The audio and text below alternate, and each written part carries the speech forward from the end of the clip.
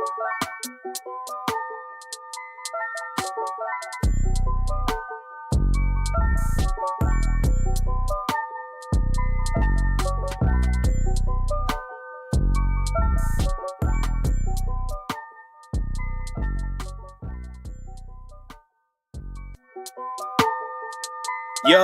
I put it like wow, this that sound. These oaks don't work hard like me, I hope they know by now. Bayo Bab, stand my ground. Bro, these money trees go overseas like Percy Tau. I make sure you stay around, quiet when I'm under loud.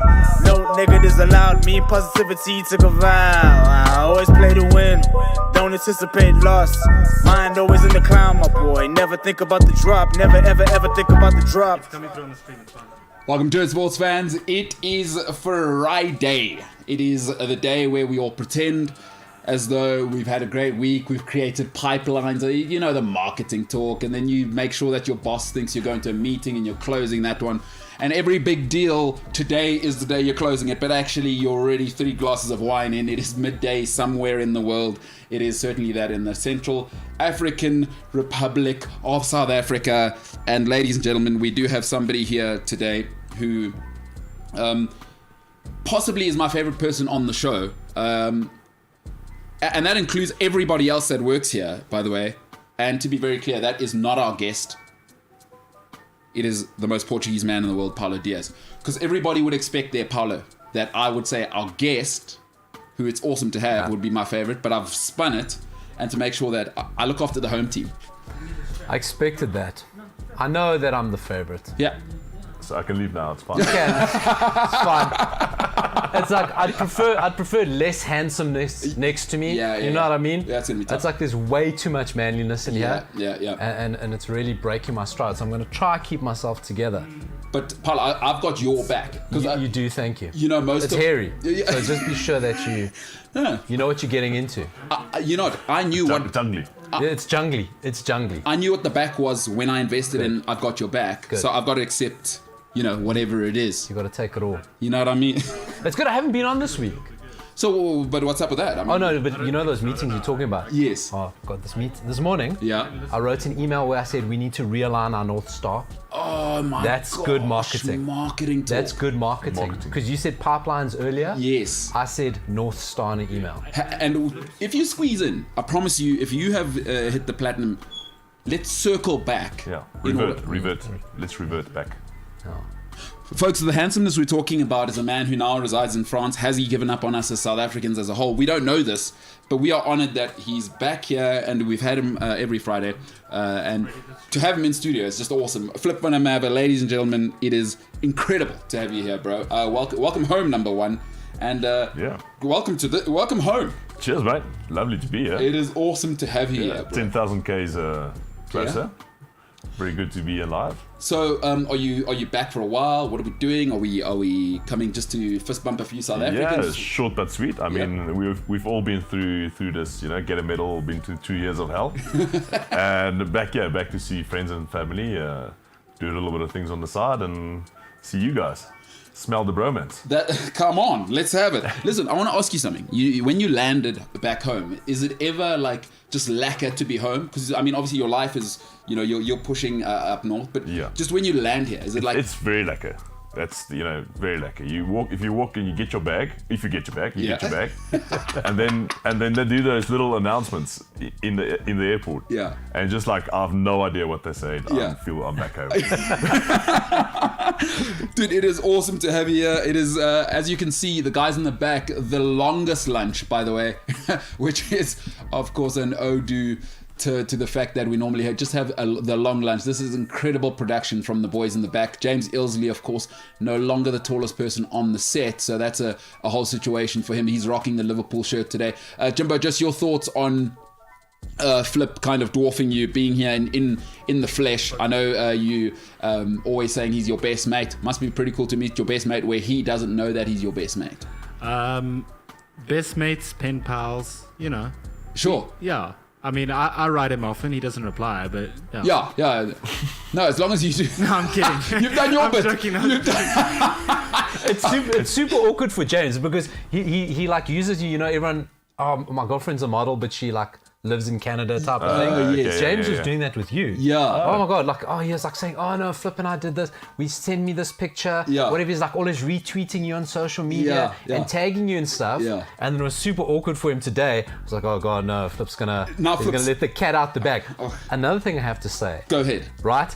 I have never seen as many people in this studio from around the building as today.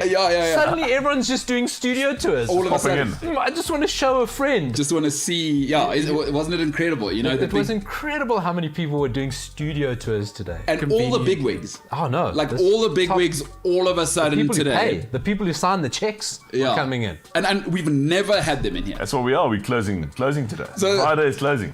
Okay, that's what it is. Okay, that's what it is. Is that what we're going to go with? Is it October fever? Is it the fact that Flip is here?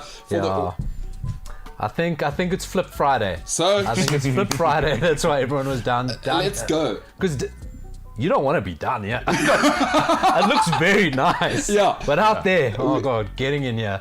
We are in the dungeon. We are in the dungeon. Flip, we may need to somehow just stop paying James his salary and just fly you here maybe every 3 months if the bigwigs are going to come down, start caring about this show a bit more. You know, give us a little more budget. So you're flying him on a stock. No, airplane. On a boat, on a boat. Free marketing. That's why every 3 months, because it takes 3 months.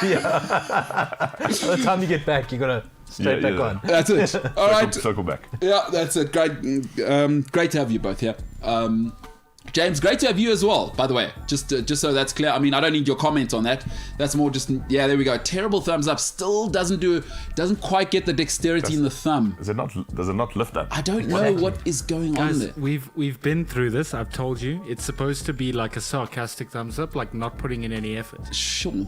Okay. Is that what Nobody you're going to go with? It up for some reason. You do it every time, though. I mean, at some stage. But I've started doing this more, and you guys say it's still not a proper. I mean, that's still not. I'm looking for a little more dexterity there, but whatever. The opposable thumb. There we go. I mean, the opposable thumb. Obviously, mankind's greatest sort of leap out of the jungle. About 2 million years ago, if you believe scientists. James Ilsley still trapped in, probably just leaving the jungle. So shout out to him. Shout out to you, Jimbo. The West Rand. It'll do that to you. It as might long be as the he water. can close his fist, I think he's okay. As long as He is from the West Rand. All right, ladies and gentlemen, we got plenty coming up on the show today. Friday 5, I think it's apt with Flip here. I'll give you my 5 greatest locks to ever play rugby.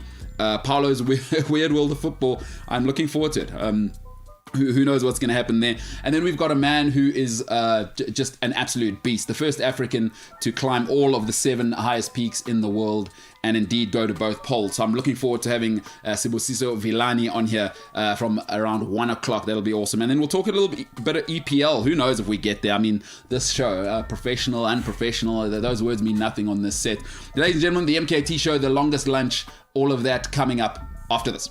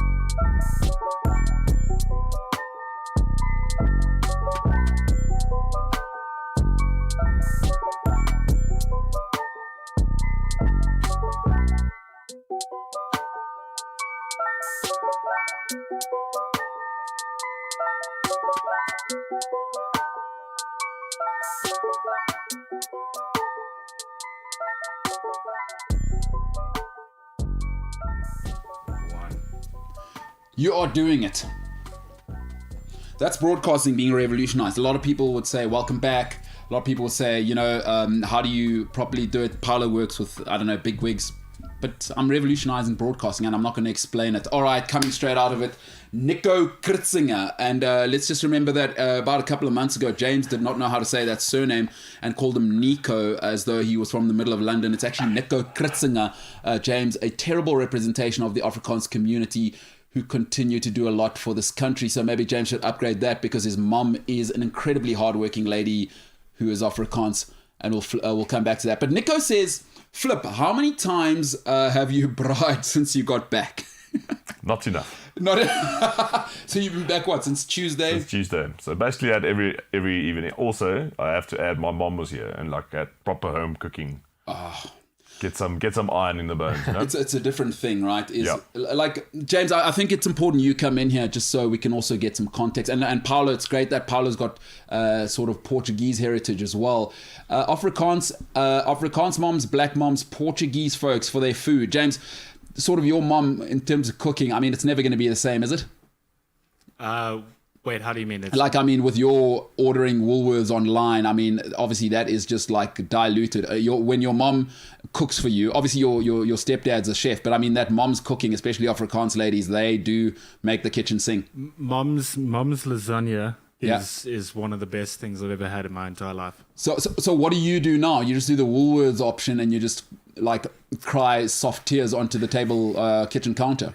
The tears actually account for about 1,000 calories. And I have to watch my calorie intake. So, having said that, I mean, your tears are about something else and far deeper issues. But I don't really think we've got the time to get into that, there, Jimbo. But Liverpool shirt, mate. Yeah, wow, it's a lot of self-hate. It's gonna get you. But Flip, that's such a good point. Is mom's cooking? Mom's cooking. I want to do Portuguese moms cook. Well.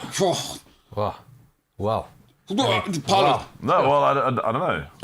All of I thought they're more known for moustaches, though.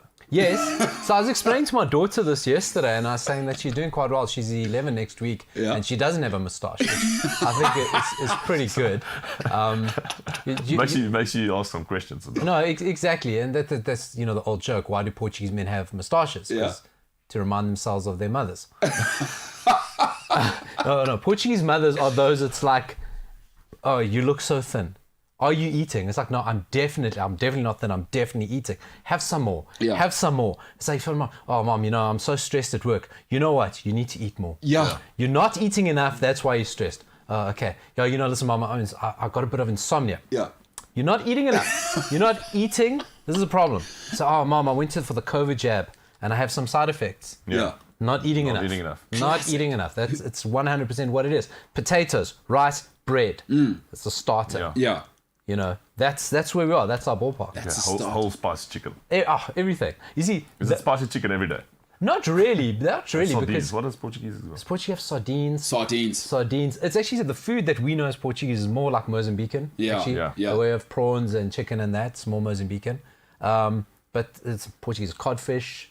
Lots of olive oil. It's good stuff. It's good stuff. And a lot. You're eating a lot. You are eating a lot. And it's nice to know, Flip, that no matter how many MBAs you get, your mom's cooking. That's how you anchor yourself. I think that's the same for all of us. Jimbo, I mean, the guy works for Michelin.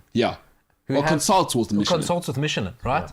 Who have the Michelin stars in restaurants. I prefer mom's cooking. Exactly. You know what I'm saying? This is keeping it real. This is called keeping it real. Jimbo, what do you got to say there, pal? I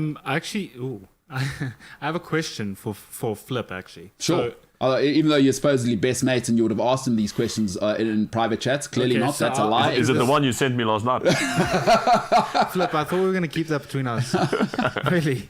Really, give a man some privacy. Anyway, Flip, I wanted to know, what is one thing in when living in France that you don't have access to, that like a taste of home that you really miss, like biltong or a good braai on the weekend, that kind of thing? You miss the combination. I reckon you miss the combination of biltong, braai, mates, maybe a little bit of brandy. Not promoting it, but every now and then it's good. It's that combination, and then the taste is just different. The air smells different. The wood and all those things. Even though we have great braais, southwest of France, good meat on the Spanish border, San Sebastian, very good food. It's not the same. Let's quickly get into that before we get into the show. Is where exactly are you living now? I mean, as you said now, San Sebastian, you've moved down south. Little southwest of France, little town called Biarritz. Well-known rugby area. Southwest of France. Two teams, stadiums 4 kilometers apart, Bayonne, Biarritz. Derby, it's very good. On the Spanish border, well known for its food, San Sebastian. On the Atlantic coast, so it's basically like I'm living in Camps Bay without the yuppies. I know. I was trying to think, what can I say that won't incriminate me in that, and then I thought, let me just pass. I'll pass. Man, that is the dream, dude. So what? You got the sea. You're living that life. Yeah, it's next to sea. I have to admit, I haven't been in the ocean since I've lived down there. Really? I'm just not an ocean guy. I think also because I'm South African, so you still have that, what lies beneath, that shark must be there. Don't tell me there's no sharks in the Atlantic, mate. 10,000 Ks downstairs. There's a hell of a lot of it. They're kind of good at swimming. Yeah. They kind of do that's what they do. Sharks. They'll smell South African blood and they'll come for it. No, because we got better steak. I mean, talk to me about that. Well, what's the meat like up there? Meat's good, huh? Meat's good. So they have a combination of good French beef, and then they've got on the Spanish side, you've got they call it the gallis. Yeah. Gallis, very good. Treated so they have meats. like the cote de boeuf, which is like a T-bone type of thing on the barbecue. Very nice. Man, what is that? There's the tomahawk, which they sell for like the size. I mean, from the Basque region, I forget what it's called, but it's like a $500 steak. You know the one I'm talking about? Oh. Where they treat it as like a tomahawk kind of steak. I forget what it's called. Unbelievable, just unbelievable. Obviously, I did not pay for that because I've had that Basque once. region, mate. That's where we are. The Basque region is where you want to be. I once walked in, I made a mistake. I was there wearing a Real Sociedad shirt. I walked into a guy's... walked into a shop, and the shop owner, not so kindly, asked me to leave, and I thought he was joking, and he was being for real. Yeah. You don't wear that here. No Real Sociedad. Oh, it's because of the shirt. Oh, no Sociedad. Not because of you. Oh, no. I mean, I get asked to leave everywhere, so I don't really mind the personal attack, but it was about the football shirt, and he was not happy. Like, get him out. Very, very proud. Yeah, very proud. Yeah. That's going to happen. All right. Well, that's Flip Funamaber living the dream. Living the dream. All right. As I do every single Friday, and I think it's apt. Obviously, we got Flip here, but I do like rugby. And welcome. Give me that music. It is the Friday Five, the 5 greatest locks, in my opinion, that have ever done this thing. It's an incredibly important position, and we've spoken about it with Flip before, is when the locks are good, the team's good. Let's start at number 5. That famous, it's heartbreaking as a South African to say, but that 97 victory for the Lions here in South Africa was incredible. And there was a young leader who was starting to really come into his own there. And that kind of set him on his way, because he went on, and a couple of, sort of two years later, they then started a dynasty that dominated Europe for the next 5 years at the Leicester Tigers. 2003 was just the cherry on top of an incredible career. At number 5, the truly great Martin Johnson, an absolute behemoth of a man. There he is on screen. Absolutely love that man. At number 4, you know, it's unfashionable to have a guy that's still playing and say he's one of the greatest, but I truly believe this guy is. I think he revolutionized the game, because it's like having a number 7, a number 8, and a number 4 in the same jersey. 2014 World Player of the Year, which is rare for a lock, right? Locks never get the kind of credit they deserve because they don't do anything that I can see on TV, but this guy does that and still does the lock's job.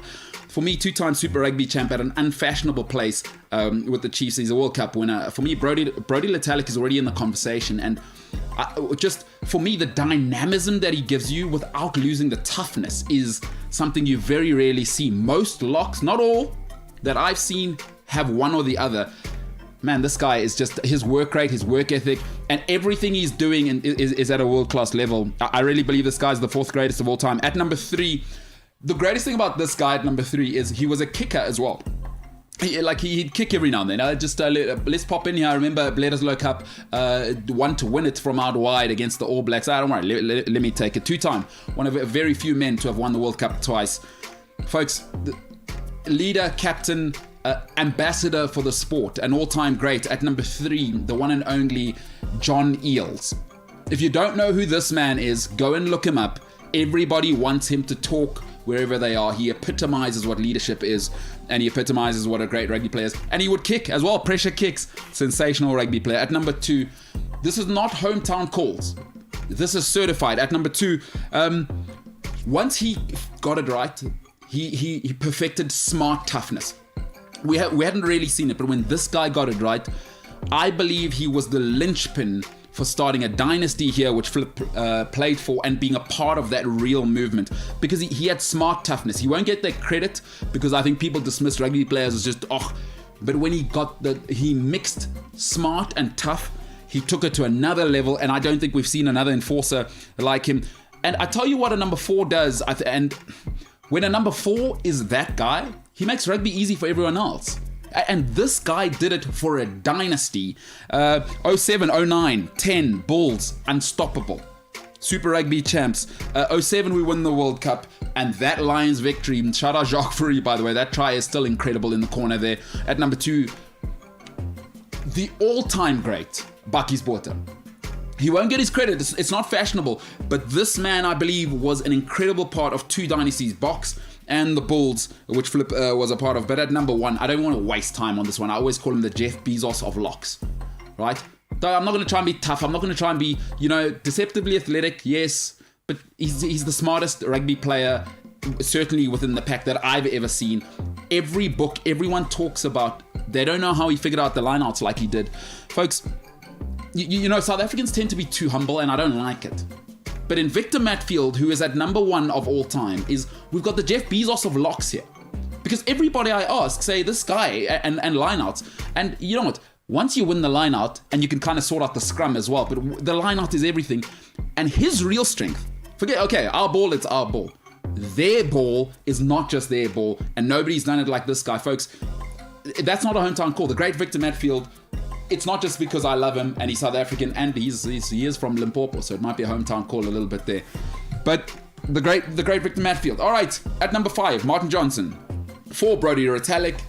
At number 3, John Eales. At number 2, Bakkies Botha, as the Australians say. And at number 1, Victor Matfield. Flip, you played with, 2 of those guys? The modern day Jesus. The modern day the modern day Jesus, indeed. But I mean, I think lock is a super misunderstood role. Even us who watch will never quite understand. It's Even like us. even for you guys. But it's not glamorous. And is that the toughest role, like physically on the field? Yeah, well, obviously, I would say yes. Because, Yeah. we I think between a lock, maybe tighthead as well, because the type of work you have to get through. Yeah. As you said, a lock, you between that position of a back row, and you have to be able to move around, and have to be the tough guy, and you have to think about lineouts and strategy and stuff like that. So it's quite a unique position. Yeah. You are born a lock. Not a lot of people are made locks. Put into there. Yeah. But some guys perfected it. Some guys perfected it, as you said. Martin Johnson. I still remember at school I used to do the strap because Martin Johnson. Oh, really? Like, but he's an all-timer, that guy. And he was just he was tough. It was good to watch him and stuff. Yeah. And some guys really are very good. Brodie Retallick, definitely. I love that guy. Yeah. Ugliest 15 of the world. You definitely get a job there as well. But he is good. You see this guy, South Africa just makes so many good locks. Yeah, but I mean, the Yokes from Bloem, you know what I mean? You walk in Pretoria, man, everyone's 2 years forward. Exactly. We're going to be fine forever in that position. Lock, I think so. Loose forward. So coming from your family, though, was it just like, okay, this is what you're going to do? And did your old man ever put pressure on you? I mean, we've spoken about it a little bit. Yeah. I think it's a little different, or maybe not. Maybe like having him, did he coach you fundamentals from early on? Like this is the technique, this is how you do it, or did he just... Not really.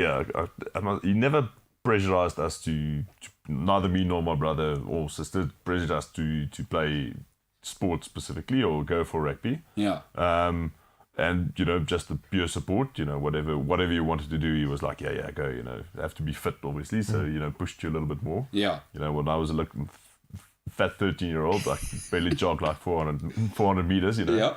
That was the type of support, and just education was the most important. Get that done, awesome, and then you can do whatever you want. Yeah. Yeah. See, that must be that is cool to have like a dynastic dad. Must be. And also, it helped that I was like shit in cricket and stuff. So. It kind of shapes. Yeah. I always wonder about sportsmen. You get some sportsmen that are good at everything. Yeah. Like, how do they ever make that choice? That's a good question. I don't know. Like what? What's that thing? Oh. No, but that's a good point. Is like how do you cricket, rugby. Yeah. You get a guy like AB de Villiers, for example. It was like really good and everything. He was like, I think SS school, not sure. Yeah, hockey, rugby, cricket. Yeah. But give him How a do ball. you choose? Yeah. Is it a money thing?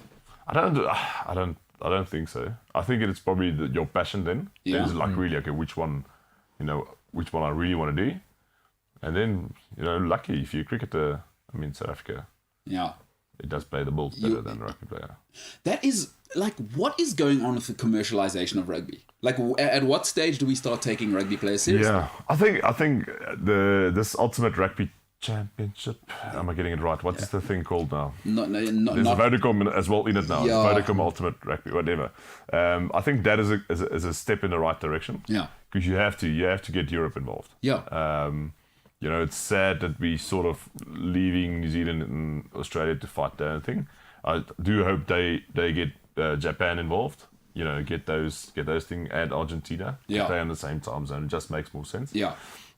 For South Africa, for the commercialization point of view, Yeah. it's good that they're tapping into the European money coffers. It makes much more sense. Traveling there's bigger crowds, more sustainable, bigger crowds. Yeah. Big sponsorships, people love it. Really? Mate. So is the rugby fever just insane? Ultrad is sponsoring the All Blacks. It's a French company. Yeah. It owns Montpellier. Sponsors the French team. He just bought the sponsor rights for New Zealand. You understand the type of cash they have around there. And they love it. Like the They love billionaire. I love that. Is it all the French clubs billionaires, or is it just a few that are still? Because it's proper. I think most of them that outright own clubs are billionaires. There's not as many. There's not like the Murat, the old Toulon guy that flashes his cash and come on my yacht and whatever. Yeah. But there's still a lot of money. Yeah. They do pump it in. That's awesome. Like I've always said, it's one thing you should do. Like billionaires have one thing in common, each and every single one of them. Yeah. Massive egos. All of them. And small socks. Good. That's it. They should get bigger socks. Is seldom the sports teams. I don't know why rugby's still messing around with tradition and whatever. Is pay the players. It is. That is probably South Africa's biggest problem, is that we have a massive amateur side that we want to fund. Yeah. But you're amateur, but you want to be funded. Yeah. And we, it gets professional very early.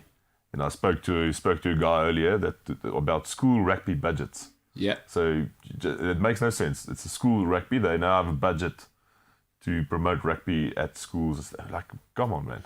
But yet that doesn't filter through. So what you're saying is that there's money from young, but not a lot of money. But that's where they get the parent that used to build the lapa at the school. Now gives millions or whatever to get the rugby program going and get players from whatever going, which could be good for grassroots development. Yeah. But then, as you said, needs to build up almost. Go a little bit. It's a little bit bottom up, which is not great. Yeah. And then because then you get to that weird stage between the guys that don't really make it 20 to 24. Yeah. What do they do? Then you've got a little bit of varsity cap. It's very healthy as well. Yeah. Big support, like I think it's F&B. Yeah. Francois Pienaar and the guys are doing it. Still pushing it. And then when you get to the big, then all of a sudden, all the little small clubs need to get their cash and needs to be paid. And there's 4 presidents and 5 board members. And you go like, man, what is the rugby? Are you really actually contributing or not? Yeah. But I love what you're saying, because it's almost like the college American thing now. What's happening there is the donors are paying because they want their school, and guys are getting wealthy now. But I've always argued this. The most professional sport in Africa is schoolboy rugby in South Africa. Yeah. I still believe that. I will die on that hill. It is so professional. It was professional in 2004 when I was there. I don't know what it was. I mean, Grey Bloom is an official. It's actually a factory. It's not really a school. It's just a factory. Come here, right? Are you huge?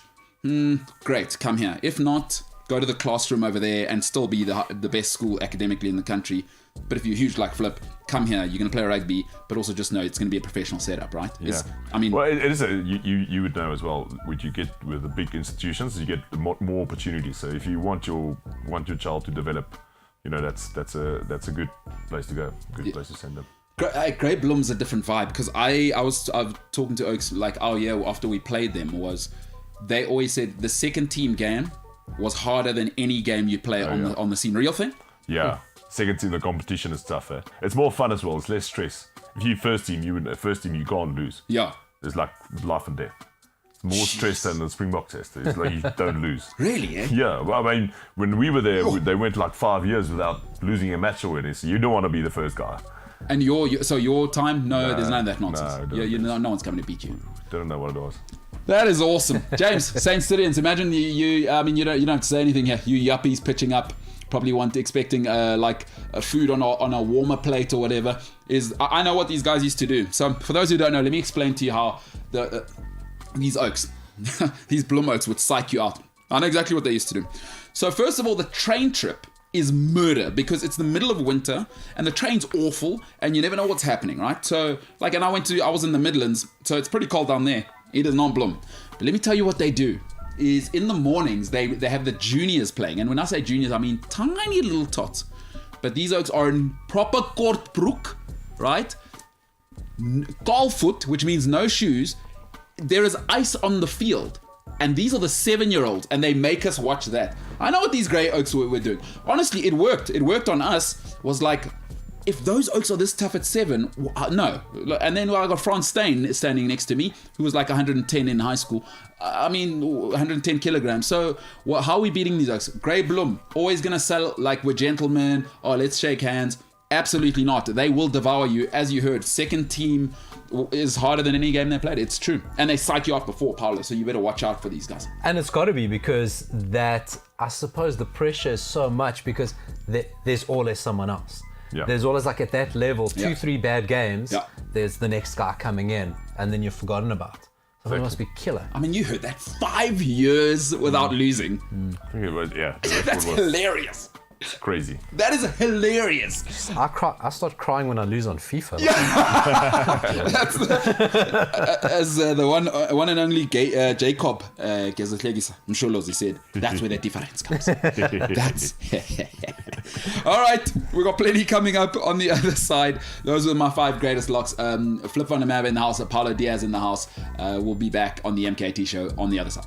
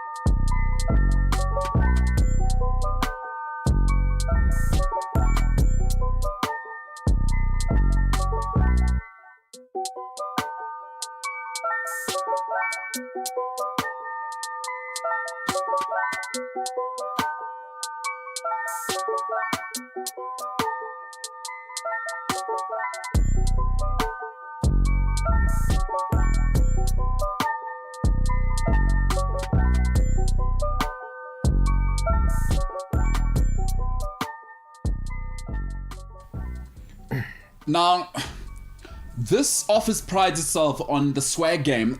Have a look at that. He's come all the way from France. I mean, those are probably an avocado cut. Not too sure what you call that. I mean, incredible sort of suede finish. I mean, we pan across to Paolo, obviously, as well, just rocking it today. So the swag game here is unbelievable. Give us Paolo's shoes there as well, because Paolo obviously doing his things, and it's just another day out for Paolo, and we'll get everyone who is in the swag. I mean, look at that. That is Nike Cortez being brought back. Paolo, what year are we looking at there in terms of Nike Cortez? No, so listen, flip shoes. I mean, that is Paris high fashion. Like 11 of them on Earth. This is like you won't even find that in Santonia. So Yeah. I mean, that's different. No, that's true. Have you gone to Cambridge and played professional rugby at the highest I level? just got because they make them in size 13. So, but Flip, where did you get those? Like, do they deliver them to you in a golden casket? I mean, That's what they say, on the line. on the line. Incredible. Now, we've got a guy who has just obviously found out, look at that swag game. I mean, it is incredible. A man who's just found out that he does have Yiddish blood in him, and it's been quite a journey. His behavior is transitioning along with finding out that he's 1/4 Jewish. Ryan, your swag game on the shoes. Just your thought on what Flip's brought over from the country which eats frogs' legs. Can you hear me there? Yeah, I can hear you because you're speaking. It's very impressive. It was one of the first things I noticed as you walked in. So you're quite Aside from the fact that the door frame is too small. He is a big man, isn't he, Ron? It is quite incredible. Like, Ryan, you know, when you're walking around, you always think to yourself, yeah, bro, I'm in good shape or whatever. Like, I'm pretty tall. And then you meet a sportsman, who's done it professionally, plus in one of the most violent sports in the world. Like, that's what big is. You know what I mean? It's like when genetic coding was choosing, it's like, oh, that's what we're supposed to look like. It is very belittling. Your thoughts, Ron? Absolute monster. I mean, but I feel like that's a South African thing. People look at us, we're just monsters. Yeah, we are monsters. Flip is a very... But there's levels Good of example, monsters. We are right? monsters and we're big. Yeah. So I have to say, so in the door to the studio, you got to sort of step up. Yeah. Right? So it is up a step. So as I'm walking out, I see Flip there and I go, oh, he's not that tall. Yeah. Oh, wait, he's like 2 meters below me. That's tall. And on you saying about sportsmen, I was watching the futsal World Cup is on now, right? Yeah. So, I mean, tens, what happens is that guys try to make it at the 11-a-side game, don't, and then start playing futsal. And I said to the guys in the WhatsApp group is that it's quite fascinating to watch because this is what footballers would look like without millionaire grooming budgets, right? Because like there's no ugly footballers because they're all dewy and they get like nice haircuts. They get their hair cut every 2 days. Laser skin. Nice skin, you know, all that. Argan oil. Threaded, exactly. Yes. But the futsal guys aren't making that money. So you go, oh, that's what footballers look like. Oh, right. It's a very weird thing. Very weird to see. It's sort of like watching a South African soap and then watching an American one. I know what you mean. You know what I mean? I know exactly what you mean. I mean, James, just talking about soapies, you strike me as the type of guy that would have been into sort of Days of Our Lives or whatever back in the day. No, my mom used to watch it every... Convenient cover, my mom. I know what that sounds like, but genuinely, my mom used to watch it religiously every day. Oh, yeah? Yeah. Who was your favorite character? You ever see Marlena when she was haunted? By a guy called Stefano De Mira. I know there was a point where they were on an island or something. James, don't do this thing where you pretend you don't know. Everyone knows Marlena was possessed at a stage, and Stefano De Mira obviously had her down in the basement. Kind of, it was a terrible situation. A guy called Stefano De Mira. He's one of the characters. That's quite honestly a memory I do not have. He was the man who spoke like this. It's exactly. Oh, he was He the just speak like creepy, this. short-looking dude, right? James, I'm not going to have you height shaming people on the show. That's enough from you for the rest of this. But he was, yes. Oh man. So hey, Paulo, you know what I was thinking about the other day? Just cruising the internet, moving, grooving. As you do. I've always wondered, before I let Flip answer this one, I've always wondered what sportsmen think when they are looking at other people online. Because meeting Flip now, you forget sometimes. It's like, oh, that's the difference. You know, I do wonder, like, because we know what we think. We think, yo, Cristiano Ronaldo, that's hectic. How long's he been gymming? I always wonder, what do they think about us normies, as you might call them? I must feel disgusted. Yeah, that's what I'm saying. Jealous of the good knees, though. I'm not so sure. I broke my leg a few years ago. Yeah? And they put my knee on skew. If you look at my knee, Backwards. I'm telling you, it faces that way. So you'll know, when you kick a ball, your knee must be over the ball. Absolutely. My knee is there. It's just a few degrees off. So I have a good knee. Yeah. This one's just like a... Jimbo, you're like this. It's hard to patella that Oh, God. Paolo has a bad knee. It's a nightmare. Is it the name of the bone? Yeah, because of kneecap. You see, that only works when you assume the person you're telling the joke I forget. knows the body part. Forget that James went to Saints and Hey, vibes. no, I'm not going to be taken for a fool today. Yeah, go ahead. I'm not the one that thought AMS meant attacking my snake. Well, That actually happened yesterday. I'm just saying. does everyone know what AMS means? In what context? You see, Okay, I'll give you context. We were talking about mixed language and like Flirting with a what- lady. and Oh. how you used to speak over mixed or like I am. And I said that the conversation usually goes the same way every time. It's the conversation, and then there's always AMS at the end. yeah. Blelo thought that meant attack my snake. Oh, well, that's good. In that flirting with the context, girl. I'm with you. I thought attack my snake was... What does AMS mean? I thought it was some sort of syndrome. So Ask you, my sister. yeah, ask my sister. James, you see, so it's See, backfire. Paolo was close. It's ask me something. Yeah. So Oh. I thought attack my snake. So attention Aggressive. seeking.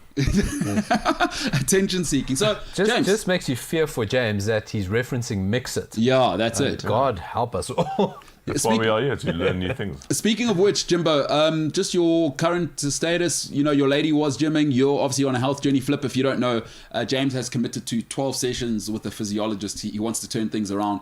James, just what's your lady feeling about that? Have you told her that you want to join her on actually representing the couple well physically in public? Does she know? What are her feelings? So a lot of people actually know about it. Wow. Which is cool. I spoke to my mom yesterday. Oh, okay. So your mom's involved here. Let's go now. She Now was you like- have a responsibility. She said, when are you starting with the whole thing? And I said, I'm not sure. We haven't confirmed, but I think next week. Correct. All right. Breaking news. Breaking news. Can I break some news after your breaking news? It makes more sense if I break what I've got to break, and then you must deliver what you're going to deliver. Breaking news: James Ilsley's life, ladies and gentlemen, will possibly change now. Will he give up? Is that possible? It is possible because exercise is tough, but I'm backing James Ilsley because I will body shame him because I work with him, and it's great to be able to body shame people, and I don't care what people say. Get healthy. I got no time for it. No fatties in the squad. Breaking news from next week, ladies and gentlemen. Now, I will be away literally next week, but the week after that, so it's the week beginning, I think the 11th. From that week, the James Ilsley, Jimbo Ilsley journey to looking like a rock star and representing his girlfriend well as her partner that she's chosen, that hasn't been forced on her because it's not 18, 15. He's finally going to step up. She kept gymming in lockdown. She's doing her part. James, you need to step up and actually do your part. Not just for her, for yourself, because health is the way to do it. So we're looking 2 weeks away. I think it's the 11th. We will start on that Monday. And breaking news, Jimbo, how will people know that you're doing it? You can break your news now, pal. So after much deliberation, I wasn't very keen on doing it. But I will be vlogging it and filming it, and it'll be content for the show, and it might be quite boring because who wants to see James die? Probably a lot of people. Oh, actually, yeah. Now that I think about it. I mean, you'll see there's a former sort of... That hand went up so quick. I felt the wind. There's the microphone here. If you probably listen back, it's like whoosh. That's I it. need a pop shield on it. That's it. I mean, I thought we were friends. Are we doing base tests? Are we doing minute push up, minute setup? How many can it's you a do? physiologist. Yeah. He's not... I think James thinks it's, your classic like personal trainer, but... Yeah. No, this guy's a physiologist. He's about to put him Those through guys the in grinder. Pretoria East are just like, Yeah, none of that. No juicing, no none take of that. this, bro, you'll be fine. I'll tell you, Machana. Yeah. So not that oak. Yeah. James is about to find out range of motion. He's going to learn. James, you think AMS is a 3-letter acronym that we all got to learn? Boy, oh boy, are you about to learn ROM, range of motion, all sorts of things. So you better update your mix. R.I.P. R.I.P. James, you know. R.I.P. James Jimbo Ilsley. Now, the man who put his hand up very, very fast for James is suffering is a guy who has done something. So we do have a bonus package to the Friday 5, by the way. At number bonus is the greatest lock to ever play, obviously for Cambridge, a man called Flip van der Merwe. There he is, looking incredibly handsome, the stash. Now, I thought that was Dr. Jamie Roberts next to him there, but it's actually James Hall, I believe, who is an incredible Australian man who's, hey, what were you guys doing? Brainiac stuff? And then he's just pitched up and you guys are destroying everyone. It's a great moustache there. Yeah, incredible. Phenomenal mustache. Incredible. And Hall's rocking his, obviously, 5 o'clock shadow there. Exactly. You guys... James, we were classmates. Huh? James, this is incredible. Paulo, look at this. You know what's happening here? Now we've met Flip in real life. The guy next to him, by the way, Aussie absolute legend, skipper, and Flip can tell us what kind of guy he is. Nickname skipper. Oh yeah, sailing or because he's just because he's captain. He is captain. He's a captain. And he's such a head boy. Is he that guy? Yeah, really? Yeah, he's a cool guy. He's such a head boy, James. James, imagine these Oaks are in the university team. By the way, so Flip is Flip, and that other guy, for those of you who don't know, Aussie proper lock, like proper guy, the leadership, the head boy. I didn't know it. We will rag him for that. Hopefully we get him on the show sometime. He does seem like a guy who will say the right things all the time and always praise the team and take the blame. But, I mean, that is an incredible team. James, have a look at that. These two international locks. You think to yourself, oh, I'm doing an MBA at Oxford and probably just a nerd from nowhere who's probably never worked a day in his life. And then these two pitch up. James, just your thoughts on that, because you went to Saints. It's pretty much the same thing as going to Oxford. Very incorrect. I'm stuck on the fact that, okay, so it's normal for people to be shorter than Flip. Yep. But that man is the same height as Flip. Yes. Yeah, international rugby players. That's what they look like. That's the starter pack. And they play Cambridge rugby. Yeah. No, this is... Did you guys really play Cambridge rugby together? Yeah. Yeah. God help us. That's what I'm saying. Holy. I'm not you joking. No. Guys. It's like that's your university team. No. Imagine he pitches up with his mate James Hall, who both international Australia and Bok players. And our glucose intolerant loose head. only in Cambridge. Yeah. A glucose intolerant. Yeah. It's like the softest loose head in the world. But imagine that, Paulo. Imagine it's like pitching up right at a football five-a-side, and it's Cristiano Ronaldo and Neymar are just like the Oaks. That is insane. That is not fair. And I mean, is Jamie Roberts in that team, by the way? The doctor? He was here a year or 2 years before us. Oh, thank God. Because there's no way all three of you can be in that. I mean, 100 caps for Wales. But that is just unbelievable. So at number bonus for the 5 greatest locks to play of all time is how many locks that have played have an MBA from Cambridge and also a moustache like that. Absolutely incredible. Nico Kritzinger returning saying, Flip can probably soak up an entire cup of coffee with with that lipworm. Absolutely incredible stuff. Now, Flip... It is International Coffee Day. For a coffee aficionado as yourself. Absolutely. I'm always celebrating, so I don't need to actually celebrate. James, give us that graphic again, because we need to, obviously, as a content show, ask him if there was any sort of a validation to this. I've always wondered how newspapers get anything. Jared Wright, 17, shout out to you, a year ago, June 3rd, 2020, said, according to Rugby Paper, Saracens are in talks with former Springbok Flip van der Merwe to come out of retirement. Now, Flip, did Johan Rupert phone you directly to say you need to come back and play rugby, or is this just a bold-faced lie? Yeah, but that is a bold... First of all, I mean, there's no paper called Rugby Paper. Okay. That's a lie. Well, I don't know. Yeah. But it would be good, though. Yeah. Like football paper. But no, that was an outright lie. I tried climbing on back of it, say, hey, Saris, let's have a chat. But where this is a lie. I'm not against it. I'm not against That's a lie. It could be a good lie. But what do you think when you see stuff like this? Like, as a sportsman, do you just ignore it? It's like it's a part of the game. Yeah, it's content creation. Right? They need some clickbait. No, I don't know. I don't know what happened there. Mm-hmm. I had talks with Saracens earlier in my career. Oh. Before the big French move. Yeah. But yeah, that was where it stayed. And what happens there? Do they actually have like a team, or does Rupert phone you directly and say Leicester? No. I don't think Rupert's involved there anymore. Yeah, but he was there. He was there. Yeah. So it would be via agents or via. When you get a little bit older, it becomes between mates. A guy that plays there, and they like sort of hook you up with a coach or a recruiting agent or whatever. Really? Yeah. Wow. So players. I mean, so you're saying guys are recruiting like players? But they will go. They will go. Like, okay, we want use odd shot. We want Etzebeth in our team now. Yeah. Do any of you guys maybe know him? Because that's like any business, that's the best way to get in. Yeah. And then you warm the plate a little bit, and yeah. That's awesome. Yeah. That is so cool. The rugby is a small world there. Rugby is a very small world. I can't imagine that happening in football. No, it sounds crazy. Yeah. Like, there's no way Cristiano Ronaldo is recruiting anyone. Yeah. Just you guys must do that. You see that NFL, you rock up there and they tell you, mate, sorry, you've been traded. Yeah. Yeah, You're right. moving other side of the world. What a wild world. All right, tell you about another wild world. It is slightly delayed because we did want to mention that Cambridge were unstoppable. What year was that when you and Hall were just making people It should have eat been elbows? 2019, yeah. 2019, 2 years ago, people's elbows, people's faces were in the dirt. Two Australian and a Bulls and a Bok legend just absolutely nailing everyone. And then you got to go back and do stats. Well, that's what I'm saying. Now you got to go study after you do. That was a Thursday evening, and on the Friday we wrote management science. James, I mean, I know you've never studied a day in your life or done anything that, where you actually need to study for, you did maths lit, but imagine you got to do like an MBA level dissertation the next day, and this is what you're doing on the Thursday. The day before is you're running into 2 human houses. And drinking afterwards. Yeah. I'm sure. Surely, yeah?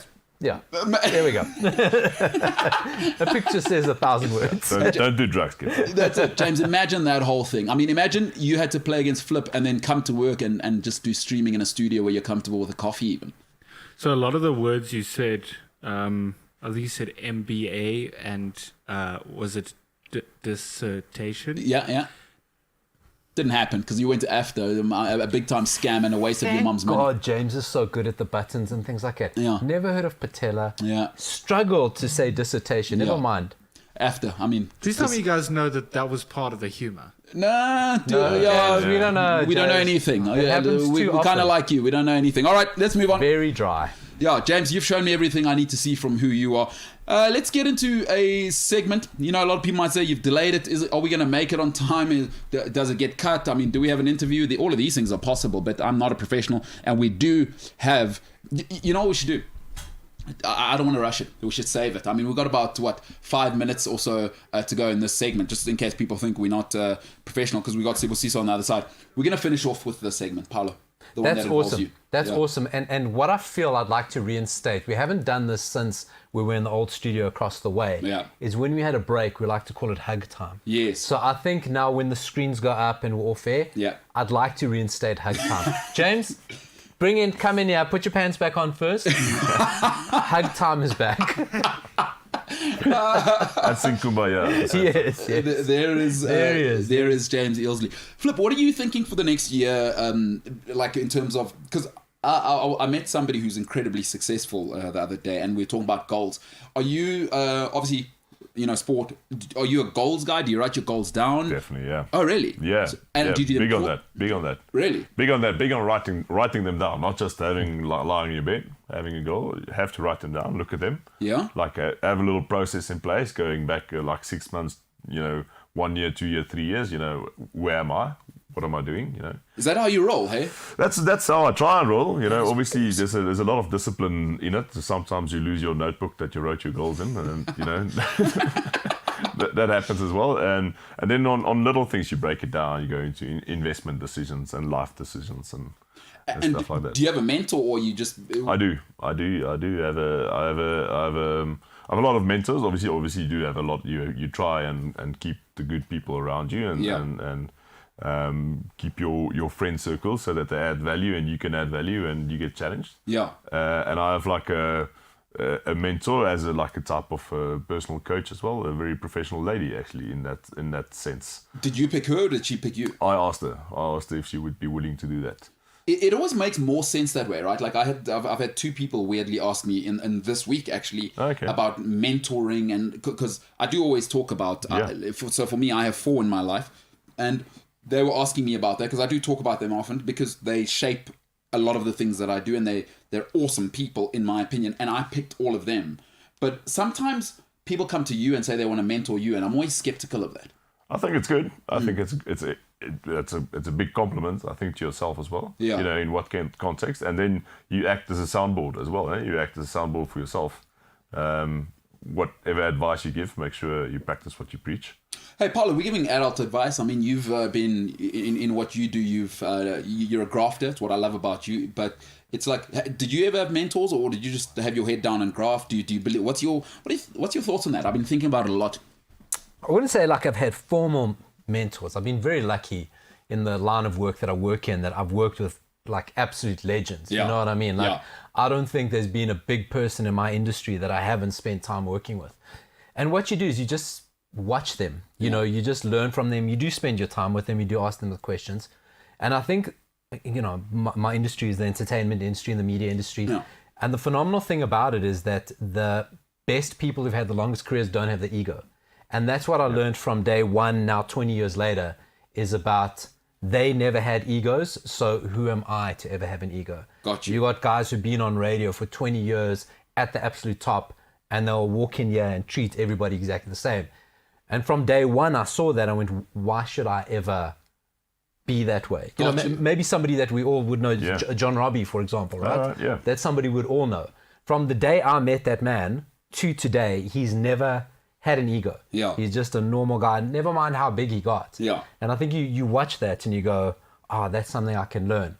And I think when you're young, you can be brash and full of yourself and trying to prove yourself. And the most important thing is to actually just sit back and learn, you know, until it's your time to speak. And I think a lot of people today don't have that. So I wouldn't say I've formally had mentors, but I've learned from everybody. But I've ever that's a great encountered. way. That's a great way for mentoring as well. It's like just soaking up. Who's the biggest radio legend? We all grew up with radio. Yeah. I mean, there's so many. I mean, I like I said, I've been fortunate from John Robbie to Bob Mabena to DJ Fresh Barney to Simon. Barney Simon to Alex J to Anele. You know, I mean, I've been so fortunate to consider them like people that, you know, I'd been I wouldn't say we're friends, we're friendly, and we've sort of, you know, a lot of the big names, we came through the ranks together. Yeah. Now, you know, we all started at 20 and now we're all in nice positions in the industry. And I've been fortunate. I've been so like Gareth Cliff across the way. Yeah. He and I missed each other at 702. He left as I came in. Yeah. But, you know, Wait, what? He was 702. No, he replaced John Burks. he replaced. He was handpicked to replace John Burks at 21. 21 on 702 Okay. then was Yeah. like a very conservative station. Yeah. And he was put in as the breakfast. Mr. Conservative himself. Oh, exactly. And I think that lasted I don't even think it was a year. And then 5FM, which was a bigger deal than they are now, but I mean, 5FM was, and they poached him. And I think he left.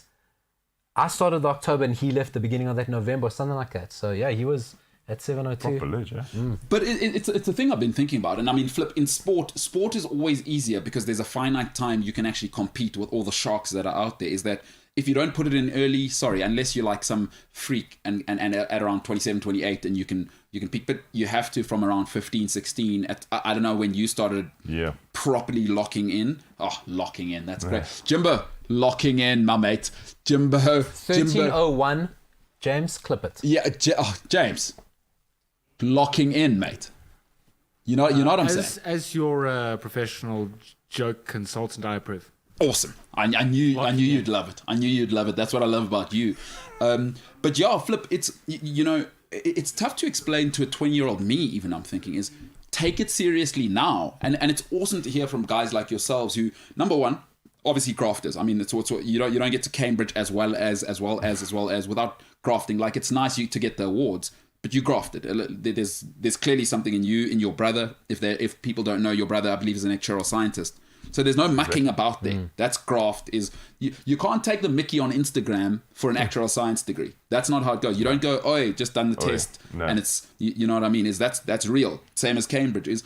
Paulo, the what I love about you, and I think I wish more young people could capture this essence, is you got to graft. Yeah, and patience. Patience is the big one. And I think it's a generational thing. But I see kids come into the radio industry today, and they want to be They want to be breakfast. They want to be breakfast show today. Yeah. And they've just walked in the door. Got you. Like, And I'm you go- brilliant. Like, you may be. Yeah. You may very well be. But you've got to earn your stripes. It will happen for you if you're brilliant. You know, but like someone like Anele, I'll take her for example, because we came through together. She was always talented, always ridiculously talented when she on Sax FM and that. Yeah. But she worked and did the graveyard shifts and did the night times and did the hard work to get where she is. That when did you know, Flip? Like, you know, all of us, and I'm, you know, sort of stepping into being 35 now. So like, there's a time around 29, 30 when I don't know what happened in my brain. Then that's when I started to level out in life after being a delinquent for sort of my 20s. But then I was like, oh, okay, now I'm MKT. Before you carry on that, Yeah. that is a very underestimated statement. We won't get into it. I know the people he used to hang out through via skiver circles. Yeah. We figured out we know the same people. Yeah. That's not that's a throwaway statement. Yes. I was a it's proper I know the 5-star people. delinquent. like proper. But around 28, 29, settled down, and we've been on a journey. When did you know, when did you know you were a good rugby player? Because probably early on, size, bro, and you came into it, 24, 25 properly, eh? Yeah, it's actually, it wasn't given. You always see you're part of a great system at school level. So you're not necessarily as good. You have talent. You have a certain amount of talent. You have a certain amount of extremely hard work. Yeah. You know, that's what they made us do there in Bloemfontein. It's not much to do, so you run. So you do extremely hard work, and then you get pushed into this. Okay, now you can be a professional player. You look at guys like Victor and Bakkies were my heroes. I had posters of them in my room. Yeah. So you never think you know that space between yourself and your talent that you have in you and what you see what these guys are capable to do.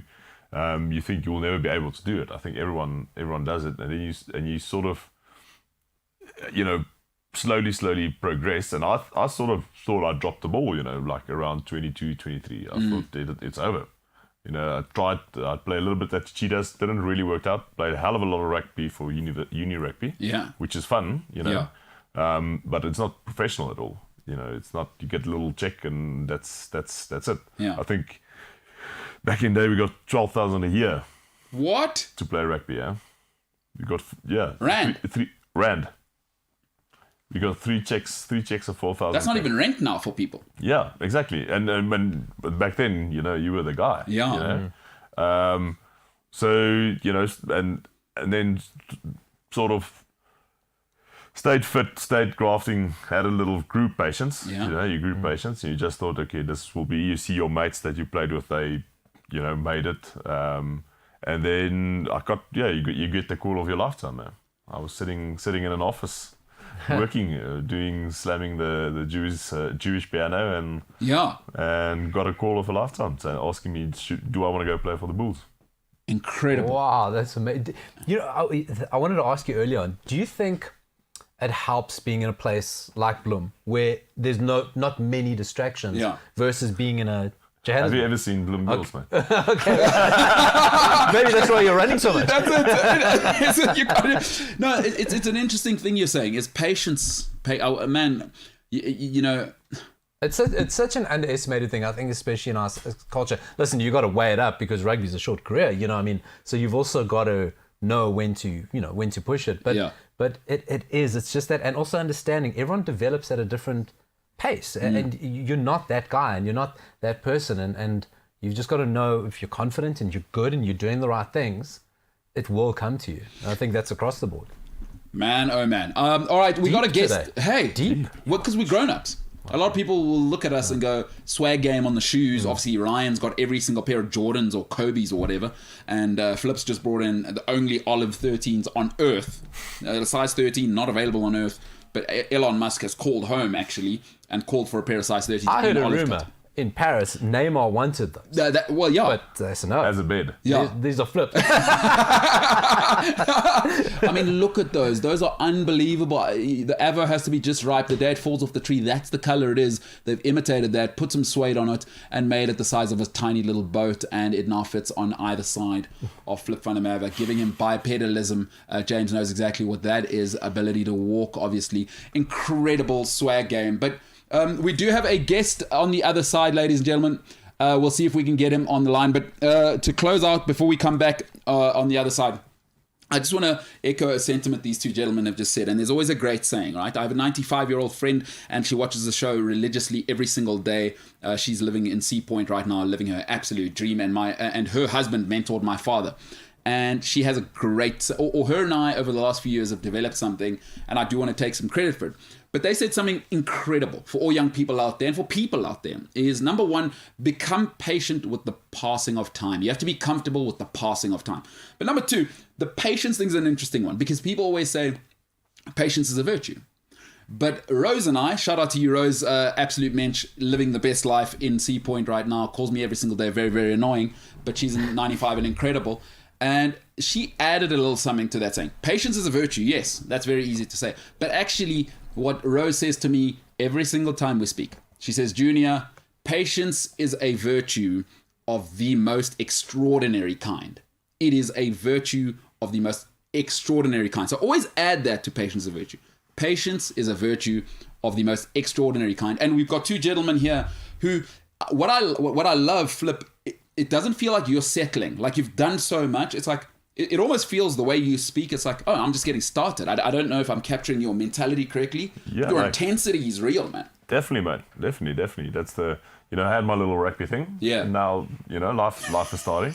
Little rugby This thing. guy. Life is starting. That's what I want to add. That's what people don't get about patience. Patience doesn't mean sit in your ass and wait. Yeah.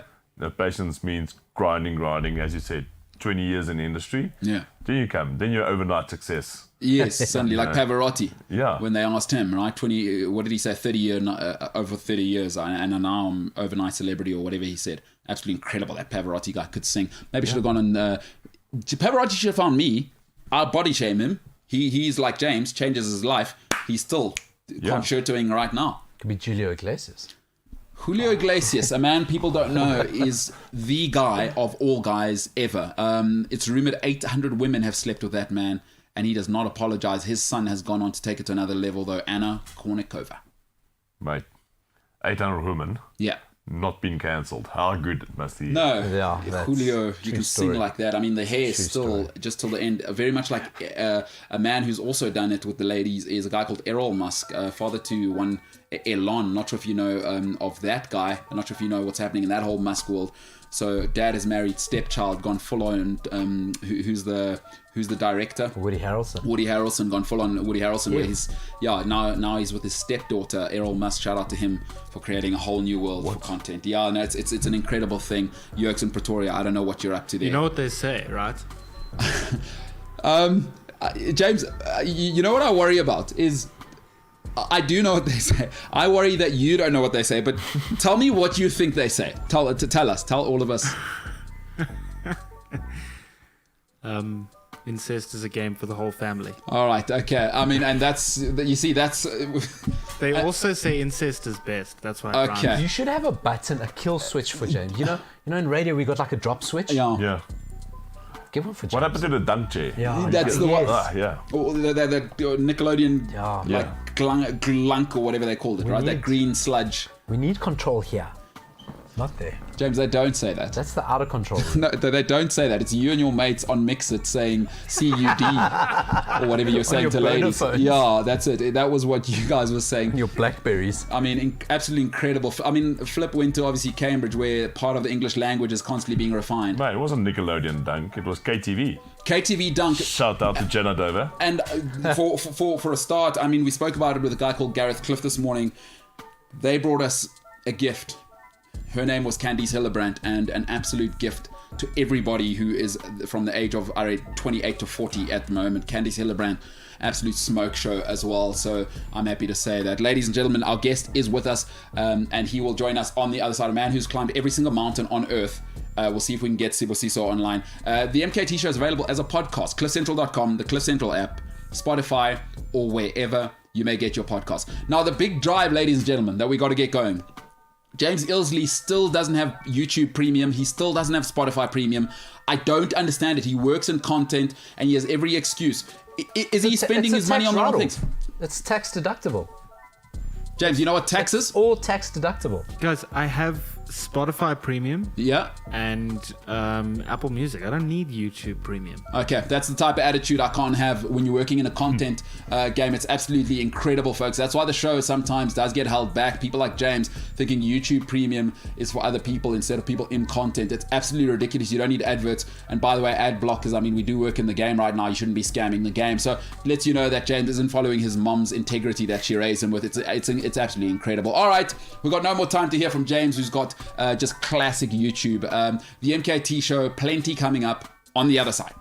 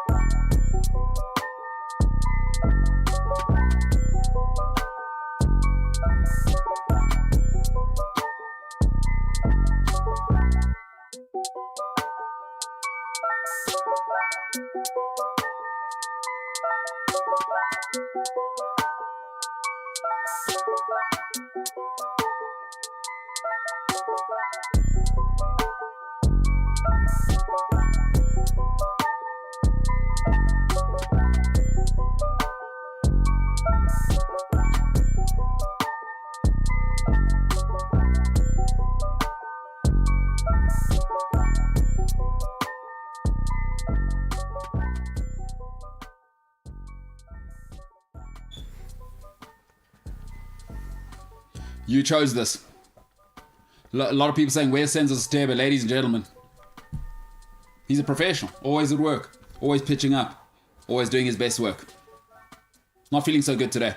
People are saying, why the long face? James, because he's a horse. He's a horse.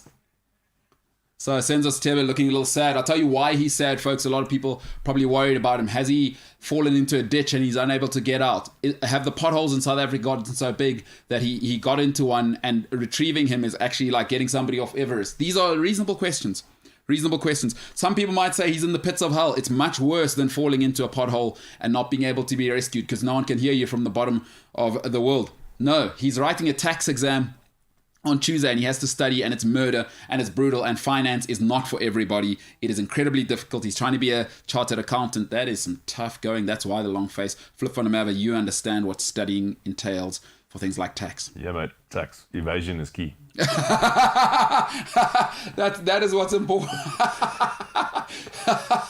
Evasion is key. Hey, you live in France. The tax rates there, I hear, are incredible. It's probably the same as around here. Oh, really? It's just you know what you're getting. Well, I think that's it. I think in lots of places, the tax sucks, but you go any hospital, you get treated by the best doctor. There's no medical aid plus gap cover plus buy your own bandages. Yes. Take your Beridine with.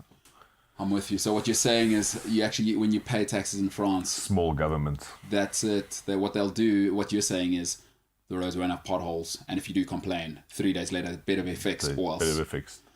Hey, listen, we're weeks away from load shedding, water shedding in Johannesburg. So let's not. It just rained. Yeah, whoa! What do you mean water shedding? This is news to me. The dams are full. Yes. The infrastructure to get to the water to us is being problematic. Okay, that's what happens So when you pay your water shedding, taxes. that's what happens. Guys steal 500 million for the COVID vaccine relief fund. And that's what's going to happen. Water's not going to get to my house. How do I shower now? That is so tough. I don't want to be... Nkandla.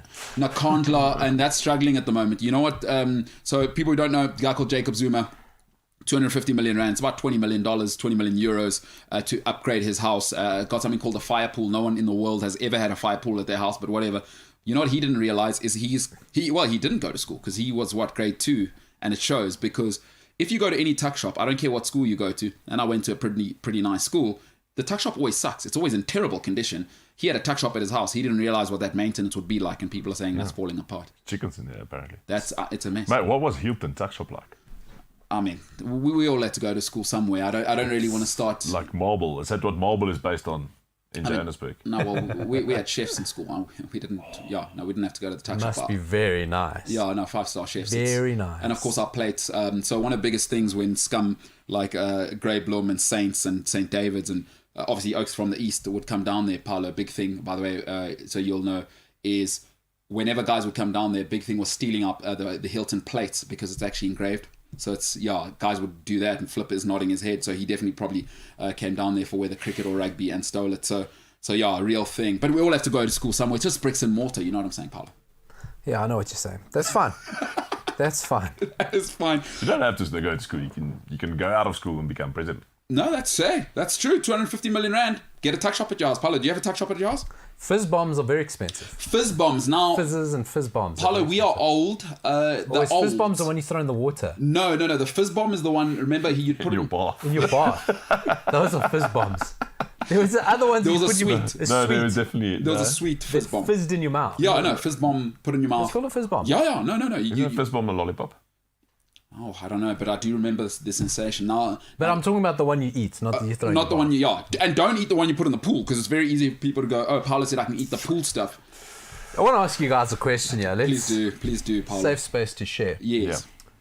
You ever smell delicious soap and go, Oh, I wonder what this tastes like? Paolo. And have a little bit of a, at least a lick. James is laughing. I know James has done it. Just sometimes, I've had a bite, but sometimes you have a lick. James is laughing. James has done it. The Portuguese community is just cancelling. Yeah. But in Portuguese, everything's food in your house. Yeah, so no, you no, think it's soap. I do have to be honest. I mean, especially as we get more and more yuppie and there's sort of avocado in my soap. I don't know for what reason, but hot girls are using it and they just seem to be getting hotter. So I'm trying it now. I do have to admit, I've never tasted it, but I know exactly what you're talking about. Now, James Ilsley seems to be sort of cackling in the back there. I can see him through glass, looking incredible with his nerd glasses, douchebag glasses. Jurgen Klopp, by the way, doesn't wear glasses anymore. So, James, you look less and less like Jurgen as the days pass. You got to get the sort of thirst trap sort of beard, and then you got to get LASIK surgery if you want to be like him. But, James, have you eaten soap? That sounded like a man who has. I'm not even going to defend myself because you guys won't believe me no matter what I say. Sure. But I just laughed so loud because it's the most bizarre thing about how Paolo has this guilty pleasure of licking or eating soap. Licking soap's worse. Yeah. It's just you. I'm with you, Paolo. Just a tip. No, it's a little bit. Let's see how it feels. Shout out for growing up with sunlight. Oh, so Flip, no, you've never Not thought. gonna. Not appetizing. See, that's how you get into Cambridge. It's like Good. soaps for washing. You don't even think about it. Yeah. You and I. That's why we can get into Cambridge. Other than the That's fact why that I went to a Catholic school because I ate soap. So. All right, listen. If you think that's bizarre, this is big time broadcasting. Clean thoughts. You thoughts. Incredible scenes. If you think that's bizarre, we're about to get into Paolo's bizarre world of football. How about God that help for a us all. transition? Paolo, now football is it's a whole world, but you always seem to be interested in the the soap liquors of the football world. Let's call it what it is. That's it. The That's soap it. liquors of that world. And Paolo, I know what you're thinking. You can just get into the segment. You are dead wrong No, because we have a graphic for it. no, I know. So yes, this is Paolo's weird world of football. It is. Some people are stats nerds. They're stats perverts. Not me. I like weird stuff in football. Yeah. I like the weird stories. And James made a logo for me. He's made a graphic. Oh my God, it's got even worse. Oh my at gosh, he has completely taken it to another level. Now, It's amazing. I'm in love with it. This is the kind of logo you want to marry, really. Maybe take it on a nice date, on a yacht, spend all of your money, and then marry it because it's got everything you need. What I love about this one here is that we've not only gone word art, now the socks are pink. It is absolutely revolting. But the guy or the girl's hair, because it's a pretty neutral image there, is sensational. Now, not licking the soap, using the soap, clearly our logo, guy or girl there, absolutely incredible. James, just take us through the creative process there before Paolo actually gives a proper description. So some people may be listening to this on the podcast. I mean, I'll just describe it here. It's like, when you first started learning how to do, like in school, like you start learning how to do PowerPoint presentations. Yes. And then you find all the cheesy templates. Yes. This is what it is. Word art, right? Yeah. And you like in the little search bar, you type soccer. Yes. This is what it brings up. And then I said to James, the guy's he's black and white. Yeah. The picture. So I said, James, put some color. So he's colored the socks pink. And then I said, I wouldn't mind if the person had a mullet. So, but now what James has done, it looks like the world's worst hair salon is using that same. it's like a Wella, like the Wella logo. Yes. And seamlessly integrated. You But- can't but- even see it's But like Photoshop. a counterfeit Weller logo, Yes. you know? I know what you're saying. So like if you have to go to like a certain like corner store, Yes. like Smeller brand, right? And like Flip says, it is seamlessly integrated. It doesn't Like look Laudium Weller. Laudium Weller, that's it. Has he? This is what that 3D animation. It's actually 4D animation because it's actually from Elon Musk's planet. This is 5D because I feel it. Yes, I can taste. I can you taste know? how real that is. I feel that. Absolutely incredible, Paula. Great description of what's going on there. Paula's weird world of football. What you got for us this week, Paula? James, I love that. James, well done. Incredible. But it could be worse. Yeah, and that's the aim. I want the worst graphic. it is. We It need is. to put that on social media so people who listen to the podcast can see what we're talking about. And you know, James, I think you need to put that on social media. We've got a guy called Ryan who's just found out he's 1 quarter Cohen, which is Jewish. Shout out to him on a Friday night, probably joining the family for the very first time tonight. Absolutely good Shabbats to you, by the way, there, Ryan. And, you know, probably I'm not sure if you can do this, have a sort of in a hindsight, have a bar mitzvah sort of now. I mean, the man's 26. It was probably around 14 where you want to have that whole thing. But you could probably have it sort of going backwards. Just have your photos from back then. And you were always a quarter Jewish then anyway. So you could probably have it and just have the photos there. And you can appear at the end and say, I literally have gone from boy to man. Maybe you get a 3D hologram, get James to animate that whole thing. As you can see, 5D integration. And we do that whole thing and you transition over to the other side. Probably going to have to move to Jerusalem just to seal it. There's a wall there that people do lick like Paolo does soap. I've actually been there. Pretty holy space. People say Jesus was there. So yeah, you could probably there's some advice. You're welcome. And Mazel Tov to Ryan. I've got a question. So if you quarter Jewish, Yes. do you just take a little bit off? Ryan, now that's a good question because that's a huge part of what happens to the human babies that are born like that. If you really want to sort of commit, and I mean, I don't need to know what your junk is right now. That's probably for you and your lady or guy, whoever you commit to in the future. I'm not saying either matters to me. You're a great human being and an extremely hard worker. But that is important. Are you willing to just, as a quarter, sort of obviously just, you know, do the snip a little bit just to officially really do it properly? Because I do have a lot of Jewish friends and I'm going to need to tell them that this guy's not real about it if you don't.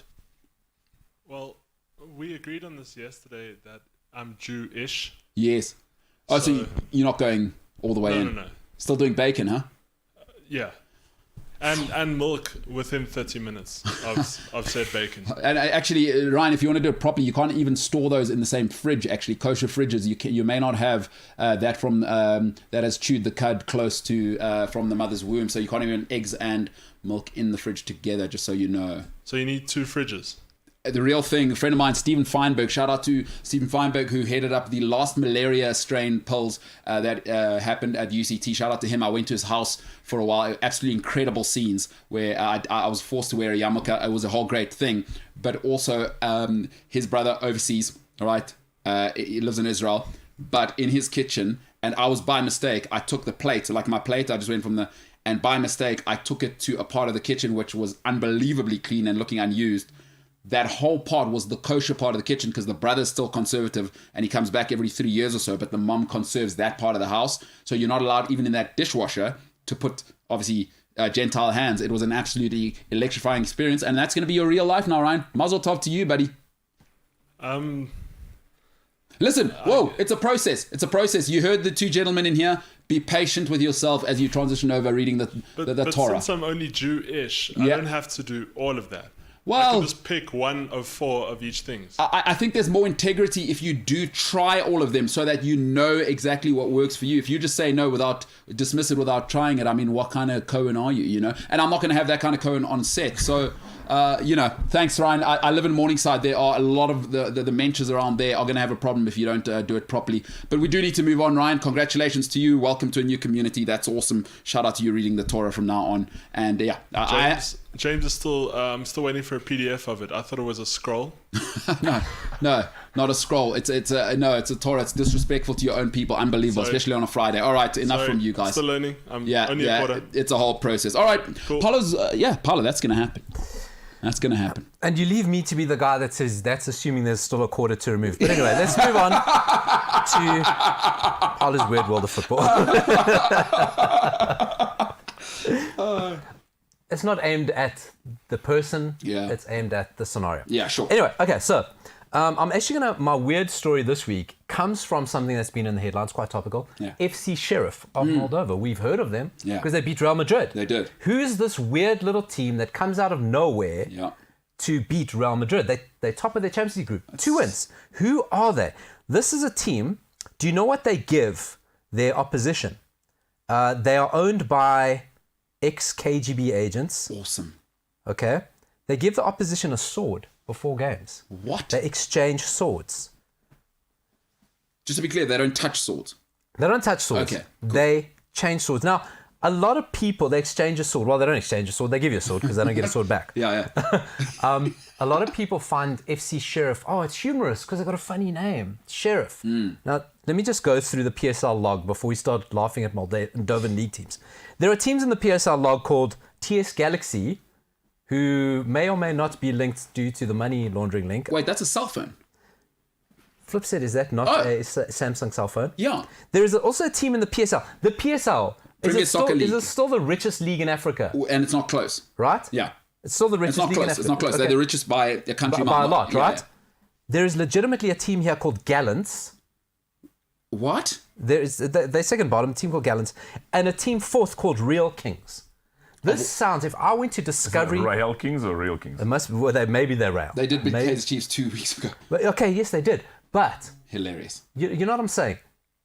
This sounds like if I went to Discovery Soccer Park, these teams, I'd laugh at their names if those were five-a-side teams. Anyway, so we can't laugh at FC Sheriff. No. Silly name. But let me tell you FC Sheriff how they come about.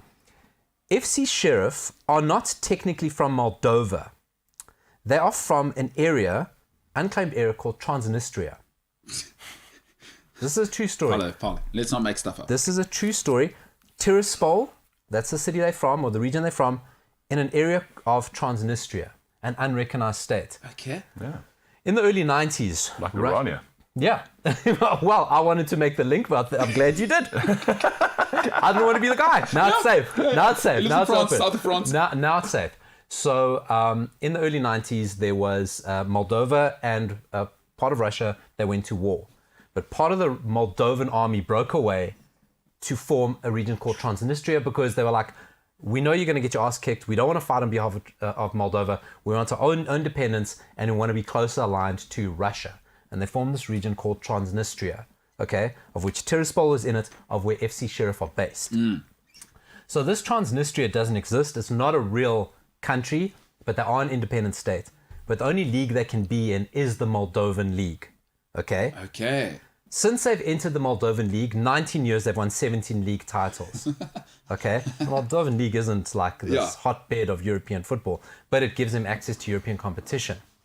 The league is so skewed because how would you think a football team founded and run by ex-KGB agents makes their money? Let me just read you something quickly about Transnistria, about their president. Yes. The first president, there is no legitimate record of him Okay. or his dealings. Okay? At all. At Anyway. all. At all. Wouldn't ask too many questions. Exactly. The second president basically assembled a cabinet of ministers, most of whom were very pleasant-looking single women in their 30s, chose himself a wife among them, and retired happily. That's awesome. So how does a country like this survive?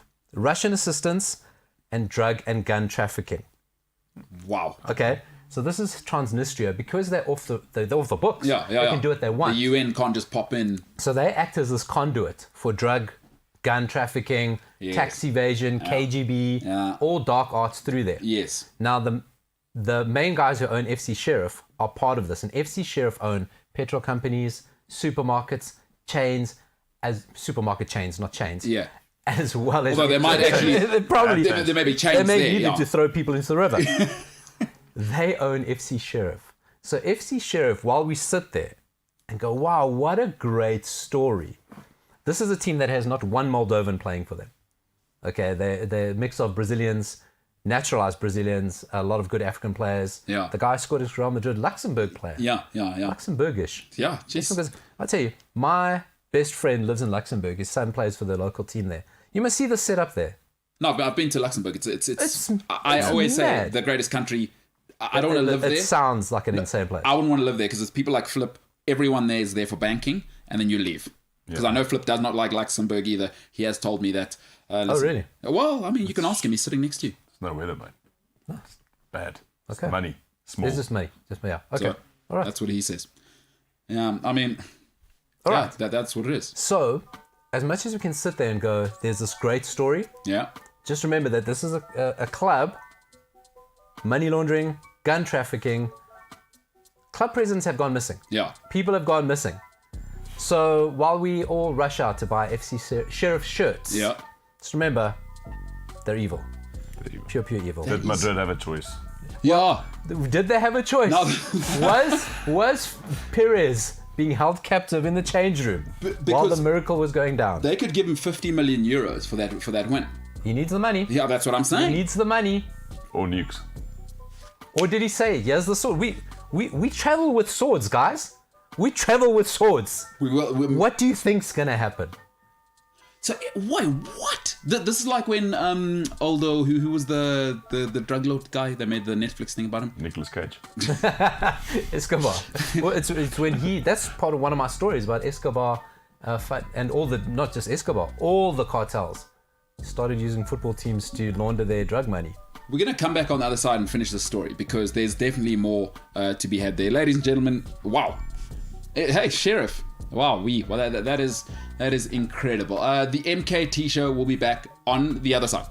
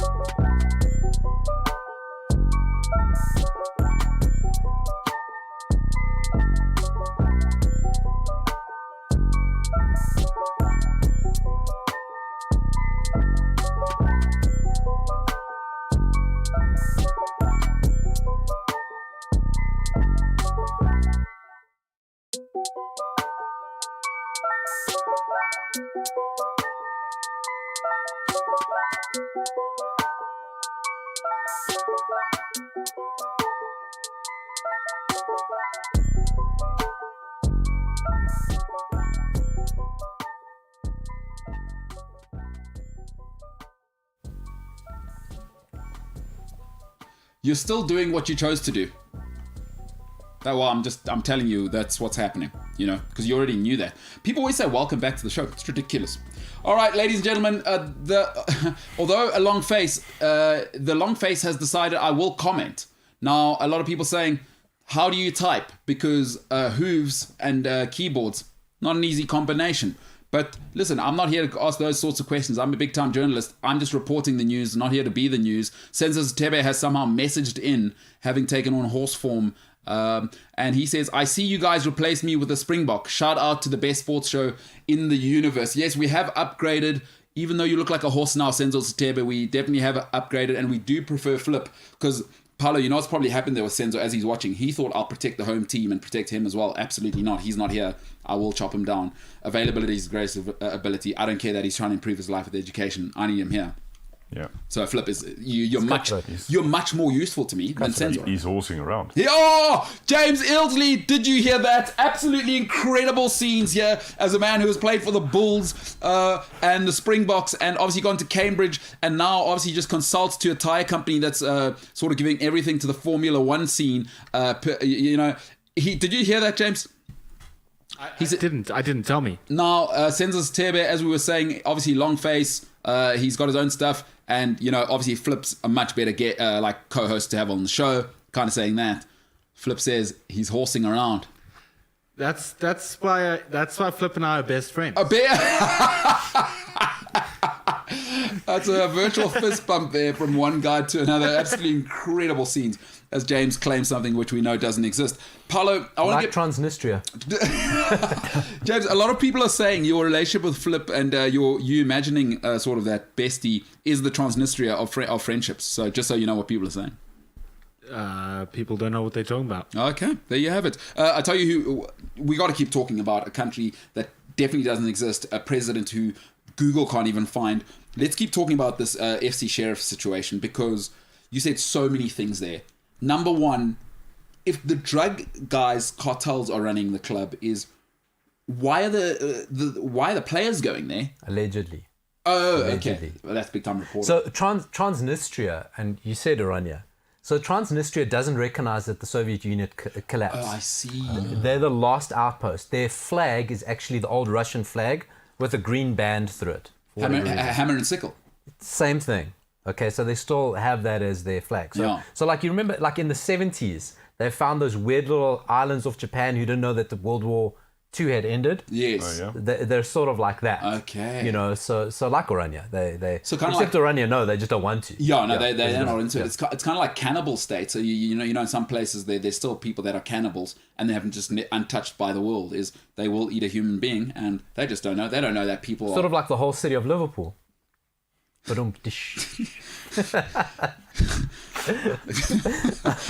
didn't say it. I mean, I'm just reporting the news. Fair enough. Yeah. Let's keep talking about gangsters owning football clubs. Allegedly. Yeah. So they also own, like I said, the nation's biggest supermarket chain and petrol companies, and they launder their money through there. Why would players go there? Well, look who they target. Yeah. South Americans. Yeah. African players. Yeah. And players from Luxembourg who going to get a crack at Champions League. Why wouldn't you take it? Do you care where the money's coming from? You don't. As long as it's in your bank when it's supposed to be. Absolutely. And if it's not, who are you going to complain to? The guys with the swords. So you don't complain. You go back to Luxembourg and become a banker. Exactly. You take it where it comes from. Wow.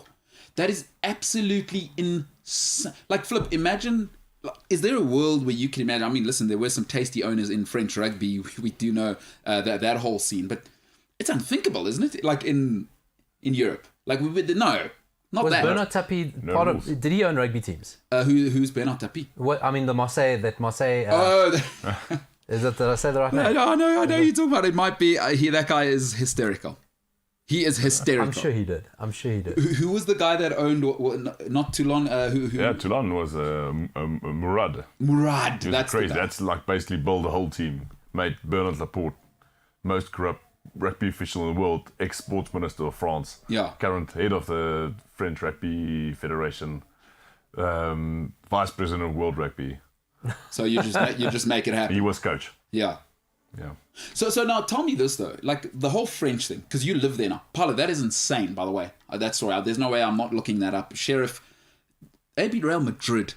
Something's going on there. And it's hard to tell how good they are because right now they're sitting third in the Moldovan league. But they've got 2 games in hand. They should get on top of it.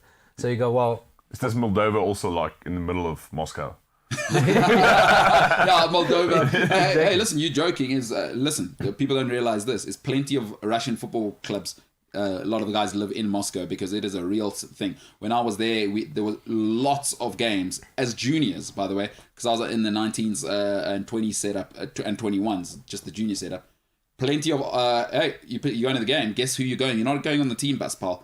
The military are transporting you. Real thing. That is a real thing in Russia. So Flip, most of those players living in Moscow, not impossible. But remember, was it Anzi a few years ago where they brought in Samuel Eto'o, but none of those guys were living anywhere near where the team's actually from. I think they played their games in Moscow. Yeah, I think probably. they played their home games in Moscow. Yeah, probably with Roberto Carlos St. earning Petersburg, like £300,000 a week for not playing, and then they just made him the assistant coach after he retired, like 12 games into a season. Anzi, Russia, completely different place. Moldova, shout out to them. Like I'm not even getting involved in that whole scene. That is what? It's not going to happen, right? Flipping rugby, there's no way you can be like that forthright with it. I think it probably will be better that way. Yeah. Okay, I mean, got to quickly interrupt you there. LFC Views on Twitter is saying, the story of Sheriff Football Club is crazy. It was founded by 2 ex-KGB agents. They are from, I mean, it is incredible. Transnistria, which doesn't officially exist. They give a sword to the opposition as a gift. This versus Partizan in the UEFA Champions League is an example. It is incredible. Do Partizan Belgrade do that as well? No, so I think this was in the qualifiers. Because Sheriff, I think, had to come through quite a few qualifying rounds. Did they beat Partizan Belgrade? So this is the furthest they've ever been. They've been in Champions League, like, you know, when Champions League starts in July. Yeah. You know, that sort of round. They normally go in there and they're out. But this is the first time they've come through. Huh. And they beat Real Madrid in the same season. And that's a nice sword. That is a nice sword. That is a good sword. Looks like Game of Thrones. They've absolutely sculpted that thing. It's unbelievable. Like it's got the little hooks on the other end of it. So if you're going right through, you're pulling stuff out when you're taking it out. Good sword. Good design. There's a dragony kind of feel. You seen Game of Thrones? I like Flip? a sword. I like a sword. Yeah. I did watch, and then the guy I loved died. Drogo. What? He died like in the spoiler alert, like the 3rd episode or something. Yeah, That's Aquaman. Yeah, that's Jason Momoa. Jason Momoa. He came back. He came back then. He obviously came back. Game of After Thrones. life, after Game of Thrones. So you gave up after that, huh? Resurrect. Yeah, I'm a very bad series watcher. That's because you're going to Cambridge. Not wasting No, time. just no commitment on the series. I hear you. I'm a bachelor. I'm not big on commitment myself. I'll be completely honest with you there. This weekend, by the way, not sure if you've heard of the English Premier League. Who do you support? You into it, or you just watch it as a conscientious observer? Manchester United. I have to admit. What? Only reason is that's the only live football match I've ever watched in my life. Yeah. They invited us over as a Springbok team. The whole team went. We watched Manchester United against Arsenal on Old Trafford. Wow. Yeah, and then from there on, I didn't really have a choice, did I? And now, no, you're in. It's the first time, and now you're completely in. Shout out to now I forgot his name now. There's a South African legend that played for them. Quentin Fortune, who's doing all of the things. Yeah. And he took us around the stadium like visit and yeah, like spend a day with us. Hey, you've lived that life, hey? Paula, listen to that. Were you invited to Manchester United? Tours round. No, it's Quentin Fortune's your chaperone. You know, look, what's actually fascinating about you, and we've never really spoken at length because of the connection, but you've like lived 2 lives, right? So you've lived this life as a rugby player, and now you're young enough to now have this whole other life. It's very exemplary for me because it's like so easy to go, oh, well, I had that and let me live off that. Yeah. And milk that, but you're going, hey, I want new stuff. And it's actually awesome. It's incredible. No, it's incredible, Paulo. No, I think it's so admirable because it would be so easy to just go, okay, well, oh, hey, give me a car, or you give, and it's like you want the second life. It's amazing. So, and I don't want to just say it because he's here. I really mean this. No, I'm saying because I'm afraid. Yeah. I left my sword. Wise choice. No, it's smart. That is smart. Listen. I live in the northern suburbs of Joburg, and in Africa, the wealthiest people live here or they live in Cape Town. And there's lots of people who get given stuff. And it's like you're saying, for Flip, it's very easy for him because it'll be an easy ride. Pitch up. I'm Flippy from the have a son. Instagram. You know what I mean? Yeah. Look like my dad, huge. And I'll make you eat an elbow from Bloem. You don't mess around with us. Lots of hot women down there. But it's very easy to just take that one. It's like, okay. Plus, Grey Bloem first team rugby. Oh, awesome. Let me sail off that. I'll definitely do that as well. Plus, Bulls. Yeah. No, okay, this rugby thing's who I am. This is what I'm going to do. Because it's very easy for him. Go become a consultant and go work at a big network and just say nonsense that we could actually just Google and get much better information from stats people. It's very easy to go there. Is that you know, most of us is that when we're given things, we always choose the easy route. And I'm middle class. I did that in my 20s, so I don't want to say other people. I'm saying myself. But I see a lot of people who just take that road. To shed that skin, especially as an elite sportsman, is to say, no, that was a part of me. Lots of sportsmen, we know, they can't retire, they can't do all of this. To shed that and actually go and do it. Because a lot of people say it on Instagram and on LinkedIn. I see a lot of people on LinkedIn now thinking they can give us all advice when they haven't shed that skin. And I know some of them who are professional footballers. I'm like, no, I know how you talk. You're lying. But he's doing it. Shed that skin completely of having been a superstar is... Because essentially, Flip, what I love about transitioning is now you might as well be in grade 1. Because when you were a rugby player, you go to Cambridge, you're in grade 1. Yeah, you start over, man. That's... It's brave. It's like that for me is so admirable. It's so brave to just go, like you said, grade 1. We'll speak again in 10 years. No, having I'll said become that, the new Joel Stransky. yeah. Although having said that, you do support Manchester United, so that is a knockdown. I wasn't aware of that, and we all have our problems. Happy right? to change. That's awesome. Not loyal to anybody. He's a smart man. He should change. I'm going for Transnistria. You've got to support Sheriff. Transnistoria. Yeah. Paolo, you always have a great saying about new information and enlightened people. So should Flip get new information, he might support Man City or whatever. What is that saying? That's what I'm saying. I'm a Pep fan. See? What did you say? An enlightened person? Well, it's an actualized person. As the information changes, your opinion changes. Yeah. Clever man. Huh? How was that All or Nothing? Have you watched the series? It's one of. Let me talk. Kevin De Bruyne says. You're cold. Fuck you. I'm tired. Fuck you. But that is unbelievable. It makes me sick that they weren't doing that more often. And now it was Tottenham. That was awesome as well. That Tottenham thing, I loved it. And now they got Arsenal. And I have said this before, so I don't want to claim this like it's funny. It's all or nothing. But spoiler alert for Arsenal fans, it's nothing. We've already said that on this show. But it's the best. Just the best. And by the way, Ben Kingsley on the voiceover. Are you kidding me? Oh, nailed it. Amazon, Bezos. Winning. I'm going to the moon as well on holiday. That's what Jeff Bezos is doing now. Absolutely incredible. All right, the Premier League's happening this weekend. Before we get into it, actually, Paolo, James, a football club called Liverpool's playing this weekend. So they still play football, by the way. They've been all right for sort of 4.5 years now. Been all right under Jurgen Klopp, who used to look like, obviously, Jurgen now allegedly, according to me, I'm reporting that I believe he's going through a divorce because nobody upgrades like Jurgen has done. Yeah, he's thirst trap. You know what I mean? I'm telling you, people are getting DPs from Jurgen all over the place. I'm telling you right now. He's on the market. He's putting himself out there. You see it. Yeah. When your friends first get divorced or when they're getting divorced, yes, you start noticing that. Billy the Bums or spray tan, body tech. What's going on here? So Jurgen Klopp Klopp's on that journey. I mean, James, maybe you can pull up that photo if we've still got it of Jurgen Klopp. See if we can find it, and we'll chat and then come back to you. But Paolo, Man United this weekend have a little banana skin there because 13:30 Central African time they play a little Rafa Benitez. Who's got a good squad at the moment at Everton, and he's the manager, obviously, as he would say, at Everton Football Club. Paolo, that's not easy, especially with what's been happening lately. I know Cristiano Ronaldo, who you can't stand because he's Portuguese and doing well, he's turned it around again. But Paolo, that's tricky, hey? That isn't something where you're feeling... How are you feeling? Let me ask you, and then Flip, obviously, who will switch at any moment. I'll ask you what you think about Man United, Everton, and how things have gone. And I think the tricky thing is it was such a emotionally exhausting game, and Ronaldo was tired. Does he start Ronaldo? Yes, there's internationals coming, and Ronaldo picks and chooses when he plays for Portugal. But, no, it's true. I mean, it's an agreement. I mean, and rightly so. And Solskjaer needs to learn how to manage that with him. Ronaldo said, "I don't need to play every game." And Everton's one. Cavani came on.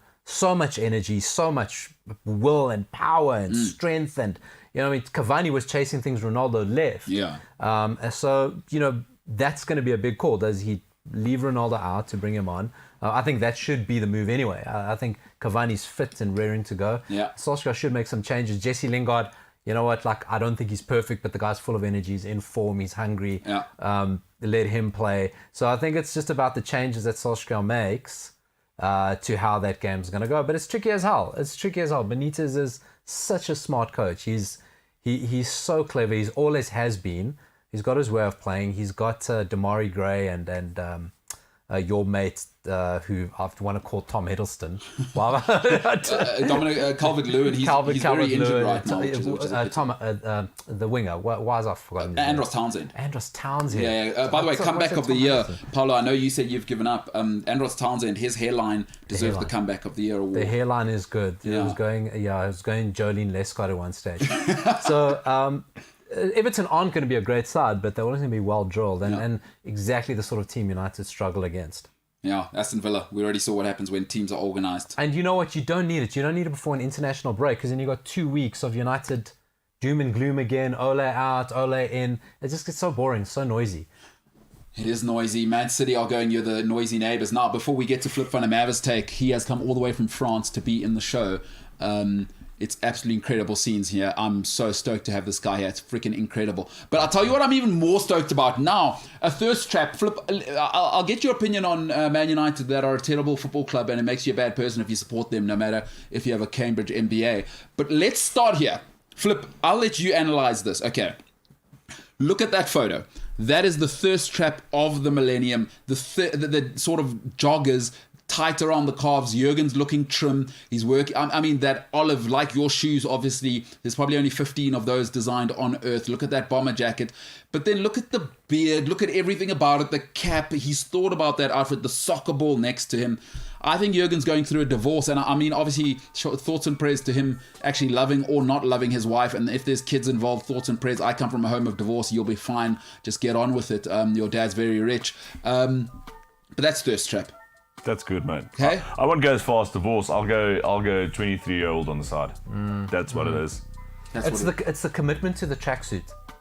Yeah. That's why I think Flip's got it. Yeah. Because if it was divorce, you're suddenly noticing him coming out wearing like shirts not ironed, stuff like that. It's the commitment to the tracksuit that see what he's you're still saying. got the wife, but he's got something else is happening. Because, I mean, also the LASIK surgery. Like, hey? Yeah, the glasses were a part of him. And look at that. And the beard and the tan. It was summer in Europe, though. So I wanted to go fake tan. Liverpool, not a lot of tan going around there. But look at that, Flip. Between you and me, I mean, look at that thirst trap photo. James, your manager at the moment, kind of entering what we might call, because you know what, I'm a journalist. I want to have some integrity. He's entering what we call extracurricular activities. James, you know, everybody goes to school, learn maths, geography. You did not, obviously, James. You went and, I don't know, in matric, you were probably putting round pegs in square holes or whatever they call it. But this guy here, what does it feel like that your manager is actually playing on a cricket pitch with football boots, as they say? Yeah. Dude, I honestly, every time I see this photo, still, I can only say one thing. Yeah. It's just so icy. It is, dude. It is. So icy, dude. It is. James, I mean, you in a relationship, and your lady was obviously considering other guys when she kept up her workout plan in the lockdown and you didn't. Have you noticed any signs of her kind of sort of taking icier photos, putting them on social media? Perhaps that could be a commentary into sort of a real life person being left behind. I mean, I'm not saying that happening to you, but I would imagine if I was your girlfriend and I kept up the workout and you didn't, this is what I'd do. Have you noticed any of that? Oh, you hadn't thought about it. No. Thinking about it now. No.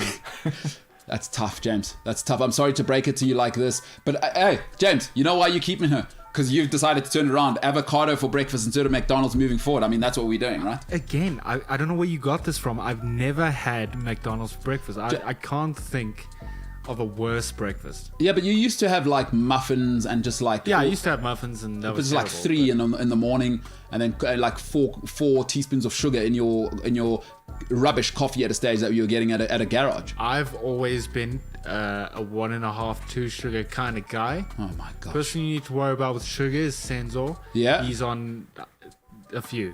So, James, before we go, we do have an elite sportsman who went to Cambridge. Life is about accountability. I don't want to hear about Senzo's story. We're talking about you. Blame deflecting. Very, very smart, I'm James. not blame deflecting. I'm giving you the true story. No, you give me your true story. That's shout out to you, James. And that's why your lady's like, hey, you better work out. Otherwise, I do live near a lot of frickies on the farm in the northwest. They are an option. Those guys are in shape. I mean, what they're going to do is wear those short khaki pants with the, obviously the high top leather boots with those socks that show the calves. Flip will know all about that because he's probably the guy. Standard. Standard wear. That is a standard wear. You know what's short actually jean really pant. funny? I was there not so long ago, and we were in the Checkers. Yeah. And I'm used to being like tall and taller than everyone else. When I was there and we were walking through the Checkers, pretty much every guy was taller than me, and I was like, "What are you feeding people here?" Welcome to my world, James, where people lean their beers on your head. Is this what happened to you, James? Welcome to my world. It's gonna happen. It is gonna happen. Flip, it has been absolutely incredible to have you here, dude. Can we say it's been flippin' amazing? Oh, James, Never heard come that one on! before. Come on, did you hear It's that? so obvious. Nobody did- went for it. Did he So say obvious. flipping amazing? Yes! Look I'm at proud of James. you. He's You like disgusted it? himself. Oh He's my goodness, I'm gonna have to disgusted. put Santos Atene down, who's actually a horse face, and absolutely applaud that. It is incredible So scenes. obvious. It is incredible scenes. It was out there. Oh my gosh, No one took it. absolutely. It's like the Bezos of Chucks. Yeah, amazing. The moon is there. I'm just going there on holiday. This is incredible scenes. 2 hours and no one went for it.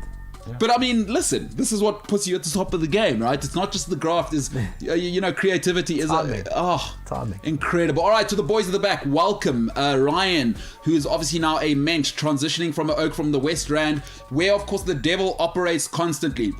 Ryan's family and people out there in the West Rand putting Paulo's family in danger. His cousin's sister / all the Portuguese people there worked in an apartment block across the road from the devil, and Paulo's family said, "Not today, Jesus, don't let them take me." So shout out to Paulo's family. To James Ilsley, who is a man who has never done mathematics in matric, but he'll design every single graphic, make it terrible, make it brilliant. 5D editing, absolutely awesome at that.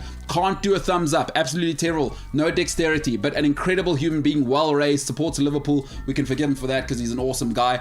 In studio here, a member of a tribe which made some decisions which meant malls are largely shut still and still trying to come back, trying to bring down the whole nation. The Zulu nation did try and shut us down, but we found, there's always an exception to the rule. We found the one Zulu guy who is absolutely great on this planet, works with us here. That's Sipho. He's an incredible young man with incredible talent. Look out for that name because I think he'll do big things in the future. There he is. He looks like a model. He looks like Mr. Take Your Chick, but he works and grafts. Incredible work ethic there. Look at him there, big guns, showing you proper thumbs up. A big Zulu warrior. Yeah, there we go, the double thumbs up. So he's new in our team, an incredible young man. And in studio, of course, Paulo Diaz, who has been, we're just getting started. We are just getting started. It's been awesome, Paulo, great stuff. And next to him, a man who came all the way from France. Flip, I'll let you have the final word. It's been, honestly, the fact that folks, you must know, he suggested coming here. Yeah.